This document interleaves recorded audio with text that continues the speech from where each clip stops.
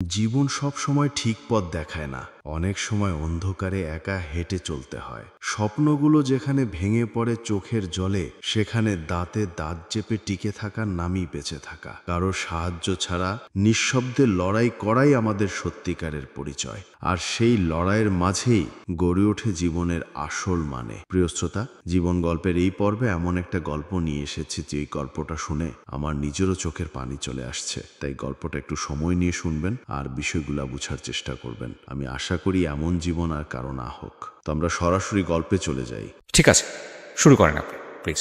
আসলে আমি একটা কথা বলতে চাই। আমি কাউকে কিছু বিশ্বাস করানোর জন্য এখানে আসি নাই। জাস্ট আমি আমার কথাগুলো কাউরে শেয়ার করতে পারতেছিলাম না, এর জন্যই আমার এখানে আসা। আর আপনাকে আমি শুনি তো, আপনার কাছে আসলে আমার সব কথাগুলো বলা। আর দর্শকরা যদি কথাগুলো শুই না আমার একটু প্রশ্নের উত্তর দিতে পারে, তাহলে আর আমার কিছু বলার থাকবে না। মানে আপনি অনেকগুলো প্রশ্ন আজকে নিয়ে এসছেন, কিন্তু আপনার প্রশ্ন করার মতো কোনো মানুষ নেই, যে কারণে আজকে জীবন গল্পে এসছেন। চলুন শুনি। ডিফারেন্ট একটা স্টোরি হবে প্রিয় শ্রোতা, শুধুতেই বলে রাখছি, অ্যান্ড কোয়াইট আনথিঙ্কেবল। ওকে, চলুন। আমার মনে আছে যেখান থেকে সেখান থেকে বলি। আমার ভাইয়ের সাথে ফার্স্ট মানে আমার যতটুকু মনে আছে, একটা ঈদ থেকে আমার মনে আছে। ঈদের দিন আমার কাছে 50 টাকার একটা নোট ছিল। তো আমার ভাইয়ের কাছে ভাইয়া 2 টাকা দিয়ে আমাকে বলতেছে, এই টাকাটা অনেক বেশি টাকা, 50 টাকাটা আমাকে দিয়ে দাও। পরে আমি দিয়ে দিলাম। তো ভাই ওই টাকাটা নিয়ে ঠিকই খরচ করে ফেলছে, আমি 2 টাকা নিয়েই ছিলাম। তো ও সবসময় আমাকে ঠকাইতো, অনেক বড় ছিল বাট আমাকে বোকা বানাইতো। তো ভাইয়া পড়াশোনা করতো, মেয়ে মানুষের মতো বাসায় সব কাজকর্ম আমার ভাইয়া করতো। আচ্ছা। আর আমি তো ছোট ছিলাম, যার কারণে আমি কোনো কাজ টাজ করতে পারতাম না। তো একদিন হয় কি যে আমার মামির যে মেয়েরা আছে ওদের সবার বার্থডে পালন করা হয়। তো আমি অনেক কান্না করতাম যে আমার কেন হয় না। তারপর ওরা সবাই আম্মু আব্বু বলে ডাকতো, বাট আমি ডাকতে পারতাম না। এর জন্য আমার মনটা অনেক খারাপ হতো। তখন ভাইয়াকে বললে ভাইয়া কান্না করতো, বলতো আমি তোমার মা, আমি তোমার বাবা, আমি তোমার সব। আপনার ভাইয়ের সাথে আপনার বয়সের ডিফারেন্স কতটুকু ছিল? মানে অনেক। ভাইয়া তখন ম্যাট্রিক পরীক্ষা দেয় আর আমি তখন 5 থেকে 6 বছর বয়স হবে। ওকে, এইরকম বয়সের গ্যাপ। হ্যাঁ। ভাইয়াকে কিছু বললে যখন কান্না করতো, তো আমি ছোটোবেলা থেকে একটু অন্য মাইন্ডের মেয়ে ছিলাম, একটু অন্যরকম টাইপের ছিলাম। কারো কিছু দেখলে চাওয়া, কারো কিছু দেখলে হ্যাঁ মন চাইতো অনেক কিছু, কিন্তু আমি কাউকে বলতে পারতাম না, আর বললেও হয়তো পেতাম না। আমার ভাইয়াকে আমি একদিন শুধু বলছি যে ভাইয়া ওদের বার্থডে পালন করা হয়, আমার কেন হয় না, আমার কি জন্মদিন হয়নি? তো আমার ভাইয়া কী করলো, ওর কাছে টাকা ছিল না, লুকায়া মানে অনেকগুলো বাচ্চা পোলাপেন নিয়ে মাঠে গেছে। মাঠে যায় একটা পাখি ধরছে, ধরা ভাইয়া জবা করছে। মানে এই দিনটা আমার জীবন অনেক স্মরণীয়। ওই পাখিটা জবা করা 5 টাকাতে একটা কেক আনছে। তো মাঠের ভিতরে আমার বার্থডে পালন করছে, যার কারণে আমি জানি যে আগস্টের 22 তারিখ আমার বার্থডে। এরকম করে প্রতি বছরই মানে 2 বছর পর্যন্ত আমার জ্ঞান হওয়ার পরে আমার ভাই আমার সাথে ছিল। তারপর একদিন ভুল করে আমি মামির মানে ডাইনিং টেবিলের চেয়ারে বসি। তো আমার মামি আমাকে অনেক মারে যে ওখানে কেন বসলাম। তারপর আমার ভাইয়াও আমাকে ওখানে মারে। পরবর্তীতে ভাইয়া করে কি ছাগল নিয়ে মাঠে যায়। তখন ভাই মাঠে যায় আমাকে জড়াই ধরে অনেক কান্না করে যে আপু তোর অনেক লাগছে না, তুই রাগ করিস না, তুই বড় হ, আমি তোকে অনেক সুন্দর একটা বাড়ি করে দেবো, সেখানে অনেক চেয়ার টেবিল থাকবে, সেখানে তোকে কেউ মারবে না। আমি আর কিছু বলতাম না। আমি বুঝতাম যে কেমন যেন খারাপ লাগতো, বাট আমি কষ্ট জিনিসটা বুঝতাম না, আমার কান্নাও পাইতো না। এরকম করে ভাইয়া কোনো অন্যায় করলেই খুব মারতো আমার নানা নানি। আর মামিরা খুব বাজে বাজে কথা বলতো। দেখা যেত আমি গোসল করতে গেলে শ্যাম্পু নিয়ে নিতাম, তখন মামি অনেক বড় বড় কথা বলতো যে তোর বাবারই তো ঠিক নাই, তার মেয়ের আবার শ্যাম্পু লাগে নাকি, তো অনেক ধরনের কথা বলতো। তো এরকম করতে করতে একদিন শুক্রবারে আমার ভাইয়ের রেজাল্ট বের হয়েছে। ভাইয়া টিউশনি করতো মাঝে মাঝে, তো প্রতি সপ্তাহে অনেক বাচ্চাদের পড়াইতো। তো ওখান থেকেও দেখা যাচ্ছে আমার নানিকেই টাকা দিয়ে দিত, তারপর আমার জন্য হয়তো 2-10 টাকা হয়তো খরচ করতো এরকম। তো প্রতি বছর ঈদে মামারা জাকাত দান করতো, কুরবানি দিত, বাট আমাদের কারোর সামনে ফেস করতো না। তারা যখন ঘুরতে যাইতো আমাদের 2 ভাই বোনকে বাড়িতে রেখে বাইরে থেকে তালা মারে রেখে চলে যাইতো। সবাই মার্কেট করতো, অনেক দামি দামি পোশাক কিনতো। তো আমারও খুব ইচ্ছা করতো সেগুলো পরার জন্য। দেখা যেত মামিদের জুতোগুলো মোছার জন্য আমাকে দিত। তখন আমি কী করতাম, ছোট ছিলাম তো, পায়ে ঢুকায়া জুতোগুলো বসে থাকতাম যে আমি কবে পরতে পারবো। তো আমার ভাইয়া মাঝে মাঝে এগুলো দেখতো, আর মামিরা কেউ দেখলে তো মারতো। তো আমি কম বেশি একটু দুষ্টু ছিলাম, তো মারটার খাইতাম, তার জন্য ভাইয়াও খুব রাগ করতো। ভাইয়ার রাতে অনেক কষ্ট করে পড়াশোনা করতো। তো ভাইয়ার অত বড় মানে বইগুলা আমাকে দিয়ে লেখাইতো। তো না লিখলে কী করতে মারতো, আমি বুঝতাম না, তবে আমি অনেক সুন্দর লিখতে পারি। আমার হাতের লেখা দেখলে হয়তো কেউ বিশ্বাসই করবে না যে আমি কখনো স্কুলেই যাইনি। তো আমার যখন স্কুলে যাওয়ার বয়স, তখন আমি স্কুলে যেতে পারি না, সব বাচ্চারা স্কুলে যাইতো। তো ভাইয়া বলতো যে আমি তোকে অনেক পড়াশোনা করাবো।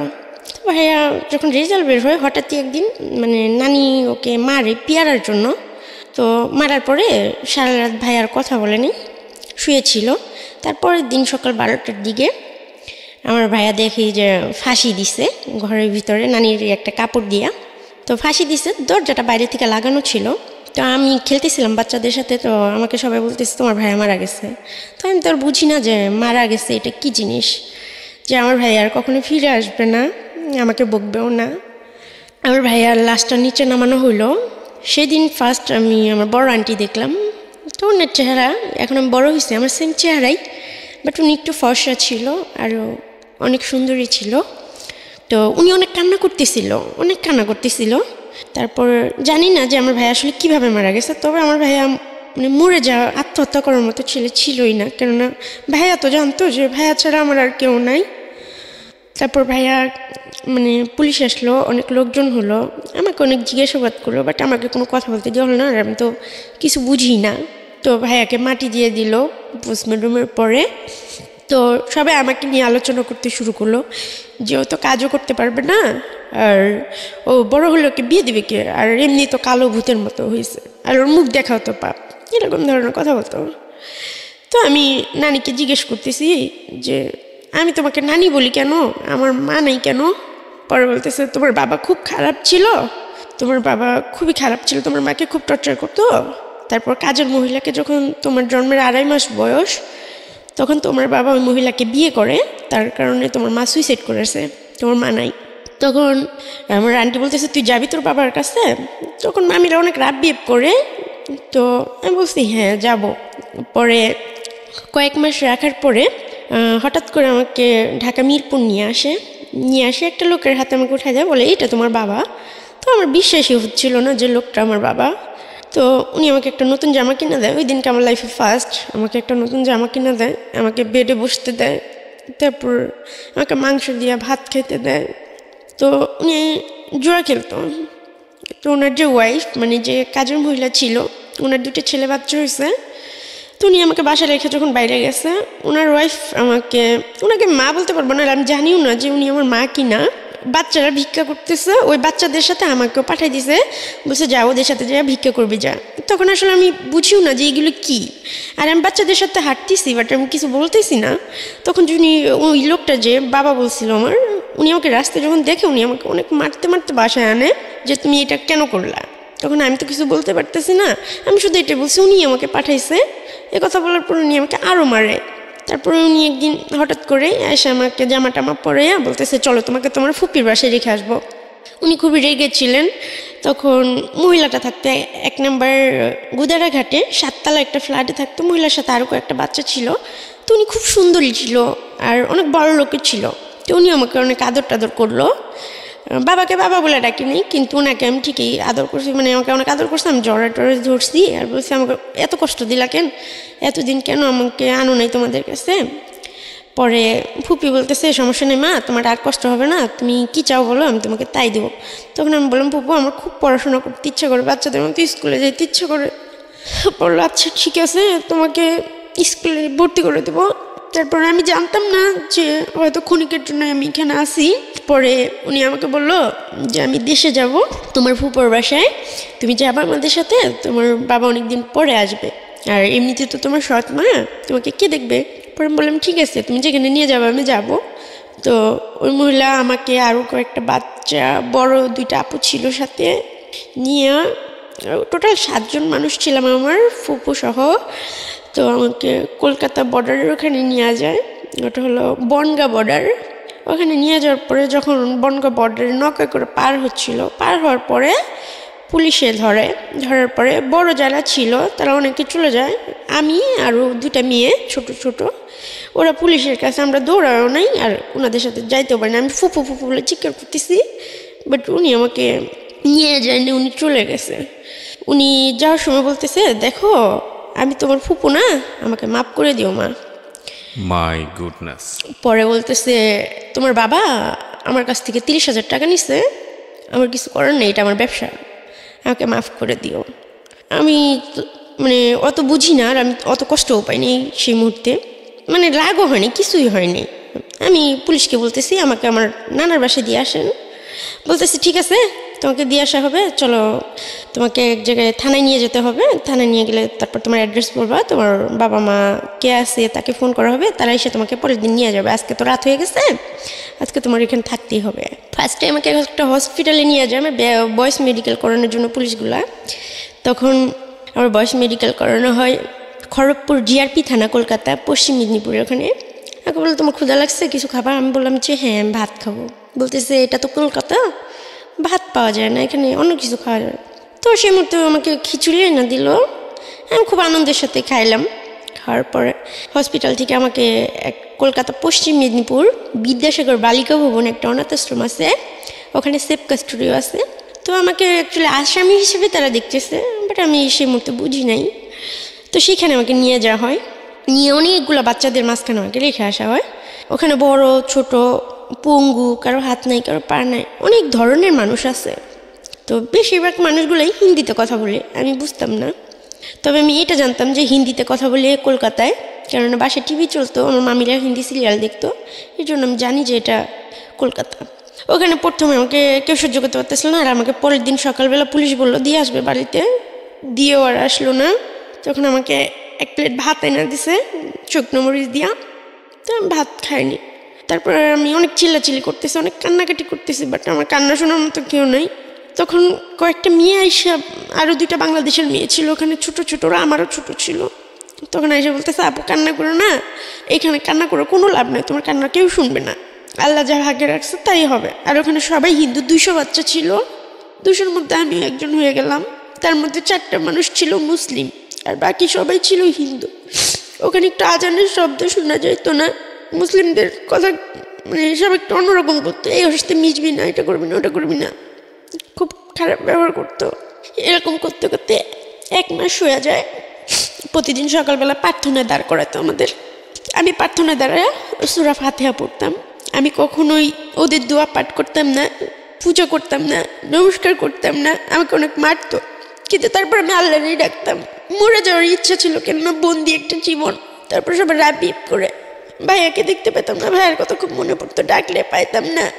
আস্তে আস্তে আমাকে একদিন কি করছে, আমি লুকায়া গেছি মানে মন্দির ঘরটায়, পরে একটা চেয়ার ছিল, একটা সাদা উন্না জোগাড় করছিলাম, করে আমি ফাঁসি দিয়ে ঝুলে গেছিলাম ভিতর থেকে দরজাটা আটকায়া। তখন 10 মিনিটের মতো দরজাটা ভাঙতে লাগছে, আমি ফাঁসিতে ঝুলেছিলাম একদম অনেকটা উপরে। আমার জীবনটা এত নিকৃষ্ট যে একদমই অবিশ্বাস্য, যে আমি 10 মিনিটের মতো ফাঁসিতে ঝুলেছিলাম। আমার হাত পা সব অবশ হয়ে গেছিলো, আমার চোখ দিয়ে ব্লিডিং শুরু হয়ে গেছিলো, ব্লাডগুলো জমাট হয়ে গেছিলো। তো সবাই ভাবছিল আমি মারা গেছি, পোস্টমর্টমের জন্য নিয়ে যাওয়া হয়, কিন্তু তখন আমি জীবিত আছি। যখন ওখানে যাওয়ার পরে আমাকে যে মানে লাশ কাটে, সে বলতেছে যে মেয়েটা তো এখনো জীবিত আছে। তো উনি আবার আমাকে হসপিটালে পাঠায়, কিন্তু আমার চোখগুলো দেখে সবাই ভয় পায়, আর সবাই বলে এই রিক্স আমরা নিতে পারবো না, ওকে জেলখানায় দিয়ে দেন। তখন বলতেছে এতটুকু মেয়েকে তো জেলখানায় দেওয়া যাবে না। পরে খ্রিস্টান কিছু মহিলা ছিল, সাদা শাড়ি পরে, ওই মহিলাগুলো আমাকে নিয়ে যায়। ওনারা আমাকে খুব আদর করে, পুতুল কিনে দেয়, তারপরে আমার সাথে গল্প করে, আমাকে জিজ্ঞেস করে আমি এটা কেন করলাম। তো তারপর ওনাদেরকে আমি বললাম যে আমি তো বাংলাদেশের মেয়ে, আমি বাংলাদেশে ফিরে যেতে চাই, আর আমি তো ইচ্ছে করে আসিনি। আর পুলিশ তো মানুষকে সাহায্য করে, তাহলে আমাকে কেন শাস্তি দিতেছে, আমাকে কেন একটা ঘরবন্দি করে রাখতেছে, আমি কি অন্যায় করছি, আমি কি খুন করছি, তাহলে আমাকে ফাঁসির অর্ডার দিয়ে দেন, আমি জীবন চাই না। বাচ্চাদের সবাইদের খেলতে দিত, বাট আমি বাংলাদেশের মেয়ে, তাই আমাকে বাইরে ছাড়তো না। যদি আমি পালায়া যাই, পালাবো যে সেই চিন্তাধারা বা সেই শক্তি সাহস তখন আমার মধ্যে ছিল না, বা আমি কখনো ভাবতেই পারি না যে আমি পালায় কোথায় যাব, কিভাবে যাব, আমার কাছে তো টাকা নেই। এরকম করতে করতে আরও কয়েক মাস কাটা যায়। অনেক কথা বলে আমার সাথে, রাইতে ঘুমায়, বাথরুমে গেলে আমার সাথে যায়, ওইখানে মেয়েগুলোর সাথে আমার বন্ধুত্ব হয়ে যায়। তখন একটা মেয়ের আমি বলতেছি, ও নেপালি, ওর নাম হচ্ছে শ্রাবণী। আমি বলতেছি আচ্ছা কীভাবে মরা যায় রে বলতো, আমার এই জীবনটা ভালো লাগে না। ও বলতেছে দোস্ত তুই হাতের রক্তটা কেটে দিবি, দেখবি তোর অটোমেটিক মৃত্যু হয়ে যাবে। তো আমি কি করি, আমার মানে ফার্স্ট ব্লেড দিয়ে আমি হাতে কাটি, তো প্রথমে খুব আমার ভয় লাগে, ব্লেডটা হাতে নেওয়ার পর আমার পুরো শরীরটাই কাঁপে। যখন আমি আমার পিসের কথাগুলা, ব্লেডটা পান কোথায় আপনি? ওখানেই ছিল, মানে বড় মেয়েরা ইউজ করতো, বাথরুম থেকে আমি নিয়েছিলাম। আর আমার চিন্তাই ছিল যে আমি কীভাবে আত্মহত্যা করব, কীভাবে আমি নিজের জীবনটাকে শেষ করবো, আমি ভাইয়ের কাছে চলে যাব। কেন এত কষ্ট, মানে আমার আর ভালো লাগে না। ভাইয়াকে দেখতে পাইতাম না, তো ভাই আর আসতো না। তখন তো আপনার অনেক অনেক ছোট না, 5-6 বছর বয়স? হ্যাঁ, 6 বছর বয়স। 6 বছর, ওকে। আমি রাতের বেলায়, অনেক রাতে, যখন রাত 12টা-1টা বাজে, তো আমি বেডের নিচে ঢুকে ফার্স্ট একটা টান দিছি, কিন্তু আমার খুব ব্যথা করতেছে, আর পারতেছি না, আমি চিৎকার করতেছি, কান্না করতেছি। তারপর কি করছি, আমার পিছনের যে কথাগুলো আমি মনে করতেছি, তো সব কিছু মনে যখন আমি করতেছি, তখন আমি হাতের রক কাটার জন্য আমি ইচ্ছা মতো আমার হাতটা কাটি। কাটতে কাটতে একটা পর্যায়ে আমার হাতের রকটাই কাটা যায়। কাটা যাওয়ার পরে আমি কাগজে লিখি, ওইখানে বাচ্চারা পড়াশোনা করতো, যে আমার মৃত্যুর জন্য কেউ দায়ী না, আমাকে সবাই মাফ করে দিবেন, আমার এরকম বন্দি জীবন ভালো লাগে না, আমি পড়াশোনা করতে চাই, কিন্তু আমাকে কেউ আদরও করে না, কেউ ভালোবাসে না, এর জন্য আমি আমার জীবনটা চাই না, আর আমার কেউ নাই, আমার একার জীবন চাই না।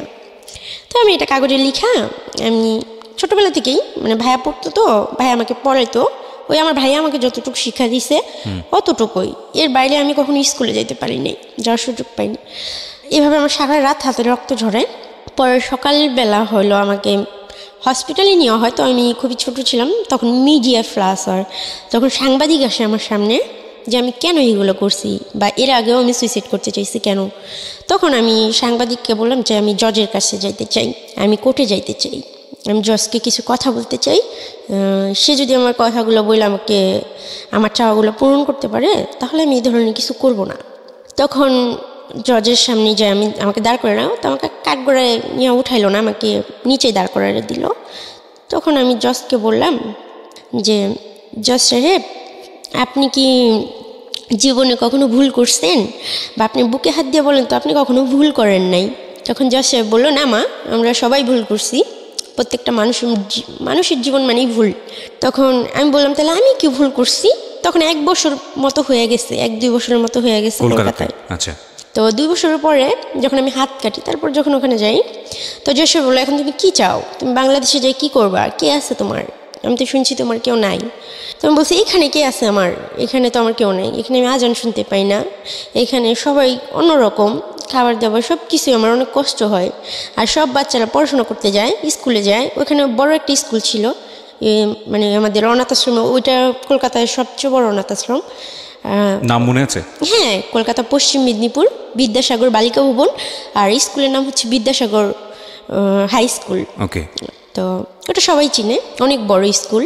তো আমি বলতেছি, আমারও পড়াশোনা করে ইচ্ছা করে, আমাকে যে এখানে আপনি আটকে রাখছেন, আমি তো কোনো অপরাধ করে আসিনি, আমি তো ছোটো মানুষ, তাহলে যদিও আমার ভুল হয়ে থাকে যে আমি বাংলাদেশের মানুষ, এটা যদি আমার ভুল হয়ে থাকে, আজ থেকে 10 বছর পরে আপনি আমাকে সাজা দিয়ে যখন ছাড়া দিবেন, তখন আমি কার কাছে যাব, কি করব? আমি পড়াশোনা ছাড়া পথ চলবো কী করে, বা আমার দায়িত্ব নেবে কে, বা 10 বছর পরে আমি কার কাছে যাব, কার কাছে যাবে বলবো যে আমাকে একটু জায়গা দাও, তখন আপনি কি আমার দায়িত্বটা নেবেন?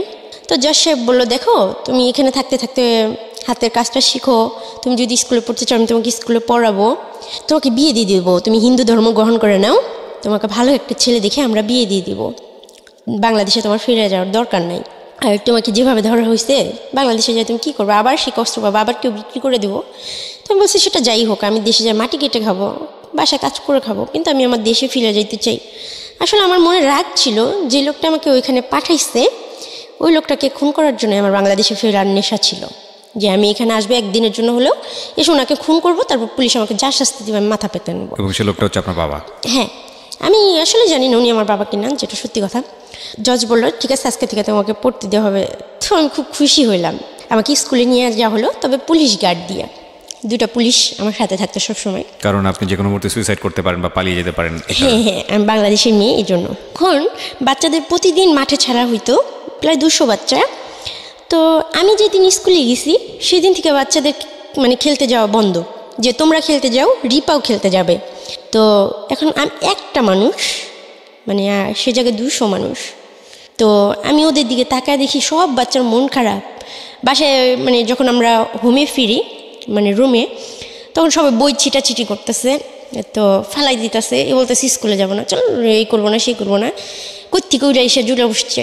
তো তো অনেকে অনেক ধরনের কমেন্ট করতেছে। তারপরের দিন আমি স্কুলে গেছি, এইভাবে টানা 3 দিন আমি স্কুলে যাই। তো লাঞ্চ টাইমে আমাকে যেভাবে গার্ড দিয়ে রাখা হয়, এখন আমার জন্য ওরা একটা বন্দি জীবনে পড়ে গেছে। ওরা খেলতে পারে না আগের মতো, ছুটাছুটি করতে পারে না। তো আমি এতটা স্বার্থপর হইতে পারি নাই যে 200 বাচ্চার মুখের হাসি কেড়ে নেবো আমি একা। আমার খুব পড়াশোনা করার ইচ্ছে ছিল।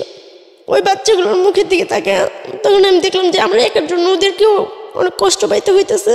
তো আমি বললাম, আমি আবার টোটের কাছে গেলাম 7 দিন পরে, বললাম স্যার আপনি আমার আশা পূরণ করছেন, ঠিক আছে আমি স্কুলে যাই পড়বো না, তবে আমি এখানে থাইকা পড়বো, বাসায় আমি পড়বো। আমি যাই শুধু যেদিন পরীক্ষা থাকবে সেদিন আমি পরীক্ষা দিব।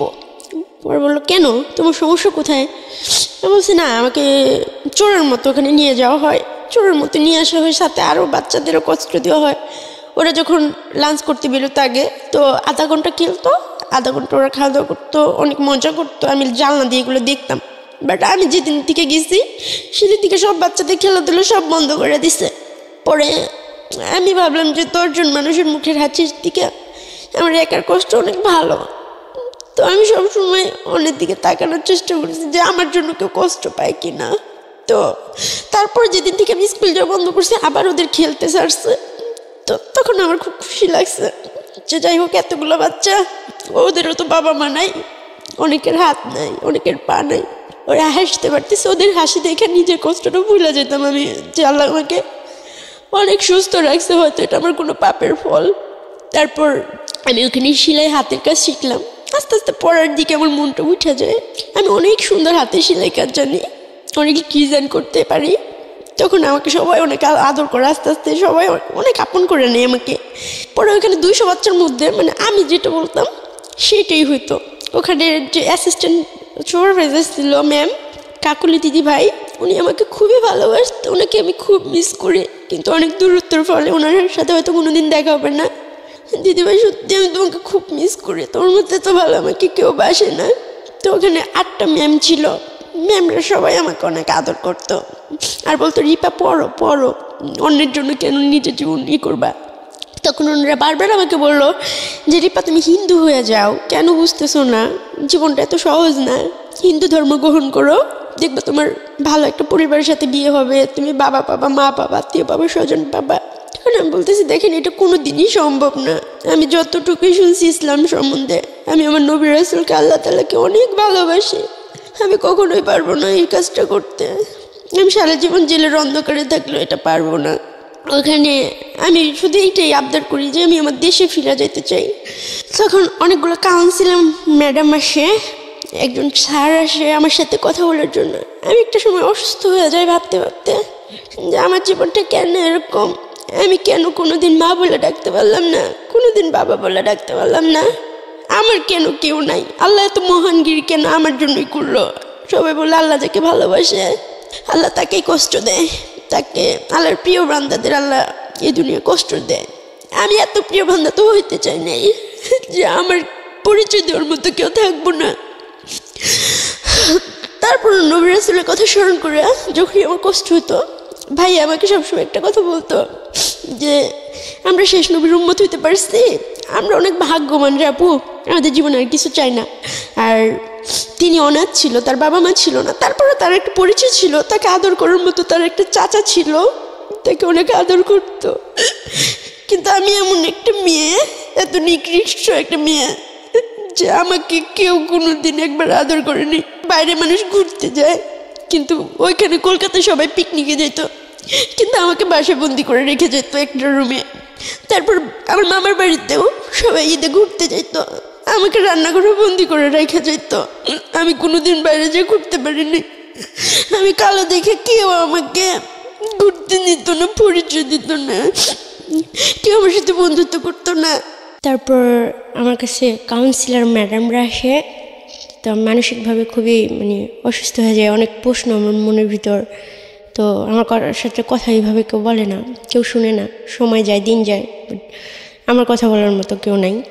তখন কাউন্সিলর ম্যাডাম আমাকে বলে, তখন আমি ম্যাডামকে বলি যে সবার বাবা মা সবার জন্য কত কিছু করে, আমি এতটাই বিচ্ছিরি দেখতে যে আমার বাবা মারা আমাকে দেখে একটু মায়া হলো না ম্যাম। তো আমাকে বলেন তো আমি কি পাপ করছিলাম এতটুকু বয়সে যে আমার 2.5 মাস বয়সে আমার বাবা একটা কাজের মহিলাকে বিয়ে করছে, তার জন্য সবাই আমাকেই কেন দায়ী করলো। তারপর আমার ভাইয়াটা খুন হয়েছে বা মারা গেছে, সেটার জন্য আবার আমি কেন দায়ী ম্যাম? মানে মানুষ পাপ করার তো একটা বয়স লাগে। তো ওই বয়সে আমি আল্লাহর কাছে এমন কি পাপ করছিলাম যে পাপের জন্য আল্লাহ আমাকে এরকম ধরনের, মানে এটাকে আমার দিকে মনে হয় যে আমার জন্য একটা শাস্তি, নয়তো কি আমি জানি না আপনাদের দৃষ্টিতে কি, আমার জন্য মনে হয় যে একটা শাস্তি। তো ম্যাম আমাকে ওই দিনকে বুঝায় বললো, দেখো সব বাবা মা সন্তানের জন্য করে, তাই না রিপা?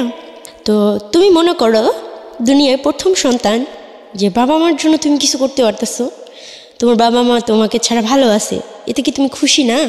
কয়টা বাবা মা মানে ছেলে মেয়েদের কাছ থেকে সুখ পায়? সব বাবা মারা ছেলে মেয়েদের জন্য করে, দেয়। তুমি মনে করো তোমার সুখের জন্য তারা তোমাকে অস্বীকার করে, তাদের নতুন লাইফ নিয়ে তারা অনেক সুখে আছে, তুমি মনে করো যে তোমার বাবা মাকে তুমি কিছু দিতে পারছো, তো তাদের উপর রাগ অভিমানটা ছেড়ে দিয়ে মানে তাদেরকে অভিশাপ দিও না। তুমি মনে করো তোমার বাবা মাকে অনেক কিছু দিছো, তুমি যেটা তোমাকে দেওয়ার কথা ছিল, মার যেটা করার উচিত ছিল, সেটা তুমি মনে করো তোমার মা তোমার মেয়ে, সেটা মনে করো তুমি কষ্ট পাও না। যদি আমার মার জন্য আমি এরকম কিছু করার সুযোগ পাইতাম রিপা, আমি কখনো ছাড়তাম না। তো তখন আমার খুব ভালো লাগছে ম্যাডামের কথা শুনে, এতদিন পরে যে আমার মনে একটা রাগ ছিল, ঘৃণা ছিল। তখন আমি বলছি হ্যাঁ, শুধু পেতেই হবে তার তো কোনো মানে নাই, কারোর জন্য কিছু করতে পারলে। কিন্তু আপনি তো একটা জিনিস জানেন রিপা, যে আপনার মা ততদিনে মারা গেছেন, আপনাকে তো তাই বলা হয়েছে। হ্যাঁ হ্যাঁ হ্যাঁ। তো যে মা মারা গেছে তার প্রতি এত অভিযোগ আপনার কেন ছিল? উনি তো মারাই গেছেন। না, উনি তো সুইসাইড করছিল, এটা আমি জানতাম। সুইসাইড করেছিল? হ্যাঁ। কি কারণে সুইসাইড করেছিল? বাবা ওই যে কাজের মহিলাকে বিয়ে করছিল। আচ্ছা, এই কারণে সে সুইসাইড করে? হ্যাঁ। আপনাদেরকে রেখে, আপনার দুজনকে রেখে?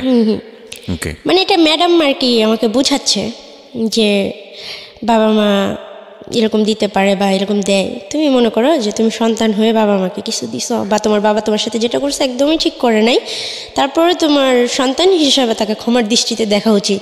আজকে এই অনুষ্ঠানটা শেষ পর্যন্ত মায়েরা শুনবেন, এবং যেসব মেয়ে বা যেসব ছেলে জীবনে সুইসাইড করা, ছেলেদের বিষয়টা আসলে এখানে কীভাবে আসবে আমি জানি না, তবে যেসব মারা সুইসাইড করার মতো জায়গায় চলে যান সন্তান রাখার পরে, তাদের আজকের এই এপিসোডটা শোনা উচিত। এতক্ষণ পর্যন্ত এফোর ওফর হয়ে গিয়েছে অনেকেরই, ইভেন আমি বহুবার চোখের জল মুছেছি আমার। আমি শেষ পর্যন্ত সবাইকে বলবো যে ধৈর্য ধরে আজকের এই জীবন গল্পটা আপনারা শুনবেন আশা করি। রিপা বলুন প্লিজ। তারপর আমি খুশি হই ম্যাডামের কথা শুনে। এতদিন পরে আমার মনে একটু হালকা লাগে যে ঠিক আছে ফাইন, এতদিন একটা রাগ ছিল যে বাবাকে অনেক কিছু করব, উনি যদি আমার বাবা হয়ে থাকে ওনাকে আমি মেরে ফেলবো। আমি যেভাবে হোক বাংলাদেশে এসে, আমি তো ওনার বাসা চিনি, ওনার জায়গা চিনি, ওনাকে এসে আমি যেভাবে হোক খুন করে ফেলবো, তারপর আমার যা হবে। তো এরকম করতে করতে অনেকগুলো বছর কাটা যায়, আমার আর পড়াশোনা হয় না।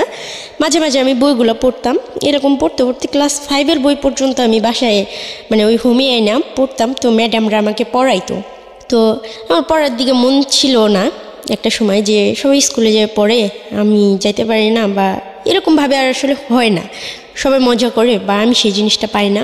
পরে আমি হাতে সেলাই কাজটা শিখে আমি শাড়ি এমব্রয়ডারি করে দিই, অনেক ধরনের সেলাই কাজ করি আমি। তো আমাকে দিয়ে ম্যামরা সেলাই কাজ টাজ করে, পরে ম্যাডামরা বাসা থেকে খাবার আনে, আমাকে ভালো ভালো খাবার খাওয়াইতো। আর সবাই আমাকে এটাই বুঝাইতো, রিপা হিন্দু ধর্ম গ্রহণ করো না, তোমাকে বিয়ে দিয়ে দিব, তোমার আর কোনো কষ্ট থাকবে না। কিন্তু আমি কখনোই রাজি ছিলাম না, যেভাবে হোক আমি আমার বাংলাদেশে ফিরে আসতে চাইতেছিলাম। তো এরকম করতে করতে 2014 সাল পর্যন্ত আমি ওখানে থাকি। 2015 সালের ডিসেম্বর মাসের 19 তারিখ পর্যন্ত আমি কলকাতায় ছিলাম। তো হঠাৎ একদিন ম্যাম আমাকে ডাকে বলতেছে, রিপা তোমার 2015 সাল পর্যন্ত? হ্যাঁ ওকে। 15 সালের ডিসেম্বর মাসের 19 তারিখ পর্যন্ত আমি, মানে 4 বছর আগের ঘটনা এটা প্রিয় শ্রোতা। ও বাংলাদেশে, তার মানে হিসাব যদি করি আমরা, মাত্র 4 বছর আগে ব্যাক করেছে, এবং ওর বয়স যদি 22-23 হয়ে থাকে তাহলে আপনি একটু হিসাব করে নেবেন যে 6 বছরে হলো ও পাচার হয়ে যায়, এবং ওর বাবা ওকে বিক্রি করে দেয় ওর কথা অনুসারে 30,000 টাকা দিয়ে, এবং সেই হিসেবে ওর হোমে থাকার বয়স কম করে হলেও 12 থেকে 13 বছর, হিসাবে তো সেরকমই বলে। হ্যাঁ, এবং এই 12 থেকে 13 বছর হচ্ছে ওর হোম জীবনের গল্প, এটা সবচেয়ে ইম্পর্টেন্ট গল্প। হ্যাঁ বলেন। তারপর ওখান থেকে আমাকে বলা হয় যে রিপা তোমাকে বাংলাদেশে যাওয়ার অর্ডার আসছে, আমার সাথে আরও 4টা মেয়ে আসতে পারে বাংলাদেশে। কিভাবে এটা হঠাৎ করে আপনি এটা পেলেন? মানে ওই যে আমি যে বারবার সুইসাইড করতে চাইতাম, ও, আর মানে এরপর মিডিয়া আপনি বেশ কয়েকবার ট্রাই করছেন সুইসাইড করার জন্য? 2বার ট্রাই করছি। একবার আমি ফাঁসি দিছি, একবার আমার হাতে রক কেটে ফেলছি। ওই যে দুটো গল্প বললেন ওটাই? তারপর? তো তারপর আমি না খেয়ে থাকতাম মাঝে মাঝে, অনেক জিদ করতাম যে আমাকে সবাই মারো, আমাকে মেরে ফেলো, অনেক ঝগড়াঝাটি করতাম। তো সবাই একটা পর্যায়ে আমাকে অনেক ভালোবাসা দিয়ে মানে ভরায় রাখতো। আর যখন আমি প্রথম যাই তখন সবাই খুব দূর দূর করতো, এই শহরে এখানে আসবা না, এখানে আসা নিষেধ, এটা ম্যাডামের রুম আসবা না, এই সেই টিভি রুমে আসবে না, এই ওই মুসলিম, ওর সাথে কথা বলিস না, এরকম ধরনের কথা বলতো। তো যখন আমি হাতে কাজ শিখি, তারপরে আমি সবার সাথে গল্প করি, সবার সাথে কথা বলি, সবাই আমাকে অনেক আদর করে নিজের সন্তানের মতো। 8 জন স্টাফ ছিল, 8 জনের মধ্যে 8 জনই আমাকে ভালোবাসতো। আর আমি পুতুল নিয়ে খেলতাম, তো দিদি ভাইরা আমাকে পুতুল আয়না দিত, আমাকে একটা ডায়েরি এনে দিছিল। দিদি ভাইয়ের কথা আমি কোনোদিন ভুলবো না, দিদি ভাই আমাকে অনেক আদর করতো। আমার কাকলি দিদি ভাই আর কয়েকটা ফ্রেন্ড ছিল, আমার একটা দিদি ছিল, মানে ওখানে দিদি মানে বড় আপুকে বলা হতো। তো সবাই অনেক আদর করতো। পরে আমি বারবার জজের কাছে যাওয়ার চেষ্টা করি, ওখানে মাঝে মাঝে সাংবাদিক আসতো বাচ্চাদের জিজ্ঞাসাবাদ করার জন্য, তাদের খাওয়া দাওয়া কেমন হচ্ছে, তাদের রান্না কেমন হয়, এই সেই অনেক কিছু বলতো। তো আমাদের হোমের রান্না অনেক বাজে হইতো, তো কেউ কিছু বলার সাহস পেত না, কেননা মারবে, হয়তো হোম থেকে বের করে দিবে। কিন্তু আমার তো মৃত্যুর ভয় ছিল না, যার কারণে আমি সবার উপরে যেয়ে সবসময় তর্ক করতাম। একদিনকে সাংবাদিকদের আমি বলতেছি যে আপনারা আমাদের সাথে বসে এক বেলা যদি ভাত খান তাহলে আমাদের আর কিছু বলার থাকবে না। তখন বললো, কেন, এই কথা কেন বললা? আমি কই, হ্যাঁ এখানে খুবই ভালো খাবার দেওয়া হয় তো সেই জন্য। তখন ওনারা রাজি হলো। তো খাবারগুলো যখন আমি বলছি হঠাৎ করেই মানে এটা হবে, আপনারা বলে কই আসবেন ভালো করে রান্না হবে বা খারাপ করে রান্না হবে আপনাদের জন্য, এটা তো হবে না, আমাদের সাথে বসে খেতে হবে। তো আমার কথাটা ওখানে স্মরণীয় হয়ে গেছে, পুরো কলকাতার মানুষই বোধহয় আমার নামটা চেনা হয়ে গেছে যে রিপা নামের কোনো একটা মেয়ে এই অনাথ আশ্রমে ছিল। ওই মিডিয়ার লোকজন আসে আমাদের খাবারগুলো দেখে, তারা কেউ খাইতে পারে না। তারপরে ওখানে ক্যামেরা লাগানোর ব্যবস্থা হয় ভিতরে হল রুমে, ডাইনিং রুমে। তারপর রান্নার জন্য ওখানে বাচ্চারা রান্না করতাম আমরা সবাই মিলে, 200 মেয়ের রান্না, 7 জন করে রান্না করতাম, ফ্লোর মুছতাম, তারপরে অনেক কিছু করতাম। তো তারপর বা হয়তো অনেক কিছু মেপে টেপে দেওয়া হতো বা খাবারটা অনেক বাজে হতো। পরে ওই ক্যামেরা লাগানোর ব্যবস্থা হলো, রান্নার জন্য কুক দেওয়া হলো। সেটা কিন্তু আমি বলবো না আমার জন্য, বাট আমি চেষ্টা করছি, কেননা আমার মায়ের খাওয়ারও ভয় ছিল না, মৃত্যুরও ভয় ছিল না, বা আমাকে বের করে দিবে, আমি তো চাই আমাকে বের করে দিবে, যার কারণে এই কথাগুলো বলার সাহস আমি পাইতাম। তারপর আস্তে আস্তে আমাদের ওখানে সব কিছু ভালো পরিবেশ হয়ে যায়, আর আমার সাথেও সবার সাথে ভালো একটা বন্ডিং হয়ে যায়। আর বাচ্চারাও আস্তে আস্তে আমাকে অনেক ভালোবাসতে শুরু করে। একটা সময় ওরা আমাকে ভালোবাসতো না, তো মিশতো না কেউ আমার সাথে। তারপরে বাইরে খেলতে যাওয়ার বিষয়টা, বাইরে ঘুরতে যাওয়ার বিষয়টা, সব কিছু আমি মিডিয়ার সামনে সবসময় ফেস করতাম, যেটা ইচ্ছা করতো। টিভি দেখতে দিতেও 1 ঘন্টা প্রতি সপ্তাহে একদিন। তখন আমি যখন লোকজন আসতো বাইরে থেকে, তো আমি সবসময় আগে কথা বলতাম যে এরকম জেলখানার মতো জীবন আমাদের কেন দেওয়া হয়েছে, আমরা কি আসামি, আমরা কি খুন করে আসছি, সে বলতাম। তো বলতো যে কি সমস্যা, আমাকে বারবার মানে কয়েকবার না হলেও 8-10 বার কোর্টে নিয়ে যাওয়া হয়েছে আমার ইচ্ছাগুলো শোনার জন্য, বা আমি সুইসাইড করতে চাই। ওখানে বাচ্চাদের অনেক মূল্যায়ন করা হয়, একটা বাচ্চা যদি মারা যায় তাহলে কর্তৃপক্ষ দায়ী। তারপরে আর ওই হোমটা সত্যি যারা জানেন, যারা শুনছেন, তারা বুঝতে পারবেন যে ওই হোমটা আসলে কীরকম। আর বিদ্যাসাগরের নাম করাই আমাদেরকে টিভি দেখে প্রতিদিনই দেখতে দেওয়া হলো, খাবার দাবার ভালো ব্যবস্থা হলো। এরকম করতে করতে দেখতেছে যে ম্যামরা দেখতেছে যে রিপা যা শুরু করছে, মানে পুরো হোমটাকে আমি চেঞ্জ করে দিয়েছিলাম। সেটা শুধু আমার মৃত্যুর ভয় ছিল না, মায়ের খাওয়ার ভয় ছিল না, সেই জন্য আমি পারছিলাম। তো আমার জন্য একটা সময় বাচ্চারা অনেক স্বাধীনতা পাইছে, ওরা নাচের প্রোগ্রাম করতে সে করতো, কিন্তু আমি যাইতে পারতাম না ওদের সাথে। তারপর ওরা খুশি হয়ে যখন ফিরে আসতো, সবাই আমার জন্য অনেক গিফট নিয়ে আসতো, আমাকে সবাই খুব ভালোবাসতো, দিদি ভাইরাও খুব ভালোবাসতো। তারপর আস্তে আস্তে হোমের পরিবেশটা চেঞ্জ হয়। আর আমার এসব জন্য থাকতে থাকতে হঠাৎ আমার মন মেজাজ খারাপ হয়ে যেত। যতই ভালো থাকি না কেন, যতই টিভি দেখি না কেন, যাই করি না কেন, আমার বাংলাদেশে আসার জন্য খুব মন খারাপ হতো, মন চাইতো যে আমি মরে যাই। আমি আবারও ট্রাই করছি যে আমি খাওয়া দাওয়া ছেড়ে দিচ্ছি, যে আমি যেভাবে হোক আমি বাংলাদেশে যাব। আর 2014 সালে যদি আমি বাংলাদেশে না যেতে পারি, আমি যেভাবেই হোক মারা যাব। ছাদে ওঠার মতো কোনো চান্স ছিল না, ওটা ছিল 3 তলা, যে আমি ছাদে থেকে লাফ দেবো, আমার এরকম চিন্তা ছিল। বা কীভাবে মরা যায়, আমি কীভাবে মরবো, তো অনেক নিজে অনেক কষ্ট দিতাম। তো এরকম করতে করতে নতুন ম্যাম আসলো, সে বললো যে না, ওকে 18 হয়ে গেছে, 18 হইলে ওকে জেলে পাঠাই দেওয়া হবে, ও অনেক মানসিকভাবে মানে সুস্থ না। তখন আমি বললাম ঠিক আছে আমাকে জেলে দিয়ে দেন, এমনভাবে একটা মামলা দিয়ে দেন যাতে আমাকে ফাঁসির অর্ডার দিয়ে দেয়, কারণ আমি চাই না এই পৃথিবীতে আর থাকতে, এত সুন্দর আল্লাহর দুনিয়া আমি থাকতে আর চাই না। তখন ম্যাম বলতেছে জেলখানা খুবই খারাপ, সেখানে তোমার সাথে কী করা হবে তুমি কি জানো? জানো না। সেখানে কয়েদিরা তোমার সাথে শারীরিক সম্পর্ক করবে, এই করবে সেই করবে, মারবে, অনেক কষ্ট দিবে, এইটা তো ভালো জায়গা, ভালো লাগে না তোমার, তাই না? আর নাহলে তোমাকে বৃদ্ধাশ্রমে পাঠাই দেওয়া হবে, এরকম ধরনের কথা আমাকে বলে যে তোমার বয়স 18 হয়ে গেছে, এখানে তো আর রাখা যাবে না, তোমাকে বৃদ্ধাশ্রমে পাঠাই দেওয়া হবে। আমি বলতেছি এই সমস্যা নেই, আমি যদি বাংলাদেশে এই হোম থেকে না যেতে পারি আমার লাস্টটাই যাবে, সেটা যেভাবেই হোক। পরে আমাকে হঠাৎই ওই ম্যাম ডাকলো সকালবেলা, আমার সাথে আরও 4টা যে মেয়ে ছিল, সবারই বাংলাদেশের সরকারের সাথে একটা ডিমান্ড হয়, আর আমি আমার নানার বাড়ির যে অ্যাড্রেসটা সেটা আমি ফুললি একটা কাগজে লিখে দিই। খুবই ক্ষুদ্র ক্ষুদ্র জায়গাগুলো, কত টাকা রিক্সা ভাড়া লাগবে, কি লাগবে, সব কিছু যতটুকু আমার মনে থাকে, পাশে কটা দোকান আছে, মসজিদ আছে, ঘর আছে, আমার মামার নাম কি, নানার নাম কি, সব কিছু আমি লিখে দিই একটা কি কাগজে। ছিল আপনার পরিচয়, অ্যাড্রেসটাকে আমি নিজেও জানতে চাই একটু। থানা জেলা মানিকগঞ্জ, পোস্ট গড়পাড়া, গ্রাম বাঙ্গালা। আমার নাম, নানার নাম হচ্ছে, মানে ওনাদের নাম আমি বলতে চাই না। ঠিক আছে, ওকে ফাইন, ওকে। আমি আসলে ইন্সপায়ার, যদি আপনি না জান তাহলে আমি আসলে ইন্সপায়ার করছি না। ওকে ফাইন, বলুন তারপর। তো কেননা ওনাদের কেউ আজকে হয়তো ওই জায়গার মানুষও কেউ শুনবে, তখন বলবে যে ওনারা এরকম হইতে পারে। কেউ আমার আপনজনদেরকে আমি বলবো ঠিক আছে, অন্য কেউ অসম্মান করবে, সেটা আমি চাইবো না। তাদের অসম্মান করার জন্য আমি গল্পটা বলা না, আমার গল্পটা বলা হচ্ছে আমার বুকটা ব্যথায় ভরে আছে, আমার খুব কষ্ট হয়, এইসব কথাগুলো নিয়ে আমি আর চলতে পারতেছি না, আমার নিজের অনেক অপরাধ বোধ মনে হয়, এর জন্য আমার কথাগুলো বলা। তো আমাদের বাংলাদেশে আসার ব্যবস্থা হয়, তো সুপার ম্যাম আমাদের নিজে বাংলাদেশের বর্ডারে দিয়ে যায়, পুলিশের হাতে হ্যান্ড ওভার করায়। তো 2015 সালে, তারিখ মনে আছে? হ্যাঁ, 2015 সালে ডিসেম্বরের 19 তারিখ। 19 তারিখ। তারপর ওইখানে একটা মেয়েদের হোমে আইনে আমাকে রাখা হয়। আমার নানাকে ফোন দিয়ে বলা হয়, সে আমাকে নিতে চায় না, তাকে বলা হয় যে রিপাকে যে রিসিভ করবে, গার্জিয়ান হিসেবে যে নিবে, তাকে 50,000 টাকা দেওয়া হবে। তখন আমার নানা পরের দিন চলে আসে নাম্বার নিয়ে। তো সরকারিভাবে ওখানে যে সেলাই কাজটা আমি করতাম। টাকা কি দেওয়া হয়েছিল নাকি জাস্ট এই মিথ্যা কথা? সত্যি দেওয়া হয়েছিল। আপনার নানাকে 50,000 টাকা দেওয়া হয়েছে? হ্যাঁ। এটা কে দিয়েছে, বাংলাদেশ গভর্নমেন্ট না ইন্ডিয়া? ইন্ডিয়ান গভর্নমেন্ট, মানে ওই দেশের 25,000 না কত হাজার টাকা, মানে আমাদের ওখানে প্রত্যেকটা বাচ্চার একটা ইয়া হতো, মানে কিছু টাকা জমা হতো যারা সেলাই কাজ করতো। ও ওকে। আর তাছাড়াও মানে বাচ্চাদের জন্য একটা ভবিষ্যৎ চিন্তা করে, যখন একটা বাচ্চা বের হয় 18 বছর পূর্ণ হওয়ার পরে, তখন ওই অ্যামাউন্টটা তাকে দিয়ে দেওয়া হয়, ওই টাকাটা দিয়ে দেওয়া হয়। তো আর আমাকে তো সবাই করতো, আর আমি অনেক কাজ করতাম, অনেক সেলাই কাজ টাজ করতাম। কি কি ধরনের সেলাই কাজ পারেন আপনি?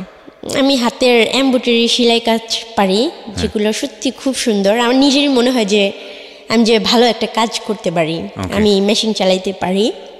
তো আমি যে একটা চাদর, অনেক বড় বিছনা চাদর এমব্রয়ডারি করে দিচ্ছি একটা ম্যামকে, তারপরে একটা শাড়ি, পাঞ্জাবি, রুমাল, অনেক আইটেমের। ওকে, ঠিক আছে। তো আপনার নানা আপনাকে রিসিভ করতে যায়, তারপর? হ্যাঁ, একটা ছেলেকে, এলাকার একটা ছেলেকে নিয়ে আসলো রিসিভ করতে। তো আমি খুব খুশি ছিলাম। আমাকে যখন আমার ওই যে বাবা যে লোকটা, ওনাকে পুলিশ নিয়ে আসে, তো আমাকে বলে রিপা মামলা করে দাও ওনার নামে। ওই দিনই পুলিশ নিয়ে আসে? না, তারপরের দিন। আচ্ছা। বলে ওনার নামে মামলা করে দাও। তো ওনার সাথে ওনার মা আসে, আমার দাদি হয়ে সম্পর্কে যতটুকু, ওই মুহূর্ত পর্যন্ত আর কি। তো উনি আমার সাথে খুব চিল্লাচিল্লি করতেছে, তুমি একটা ডাইনি নিয়ে, আমার মানে বংশ পরিচয় আছে, তোমার জন্য আমার ছেলেকে শেষ পর্যন্ত থানায় আসতে হলো।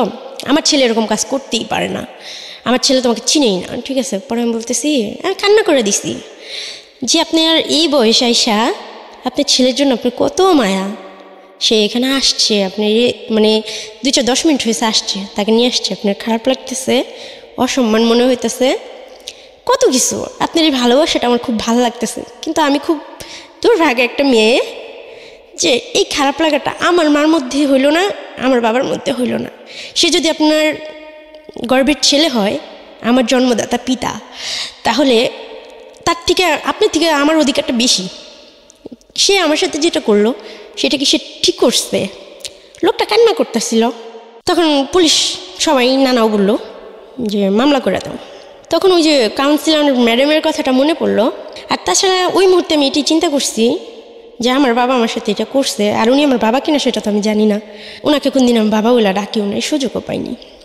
যে 10টা বাচ্চা আমাকে মিডিয়ার সামনে নিতে চায়, যে সাংবাদিকদের সামনে একটা মানে আমরা যে 4 জন আসছি 4 জনকে নিয়েই একটা বোর্ড মিটিং ডাকার জন্য করা হয়, যে এখানে এই আজকে যে লাইফে আসছি আমি, তো এরকম একটা লাইফের আয়োজন করা হয়। বাট সেখানে আমি ওনার নামে মামলাও করি না, আর ওনাকে সসম্মানে আমি ছেড়ে দিই। ওনাকে আমি কিছু বললাম, শুধু এতটুকু বলি, এর থেকে যদি আপনি আমার কিডনি 2টা বিক্রি করে দিতেন তাহলে হয়তো আমি কষ্ট পেতাম না, বা আপনি আমাকে বলতে পারতেন যে মা আমি তোমাকে বিক্রি করে দিতেছি, তো আমি স্বেচ্ছায় চলে যেতাম।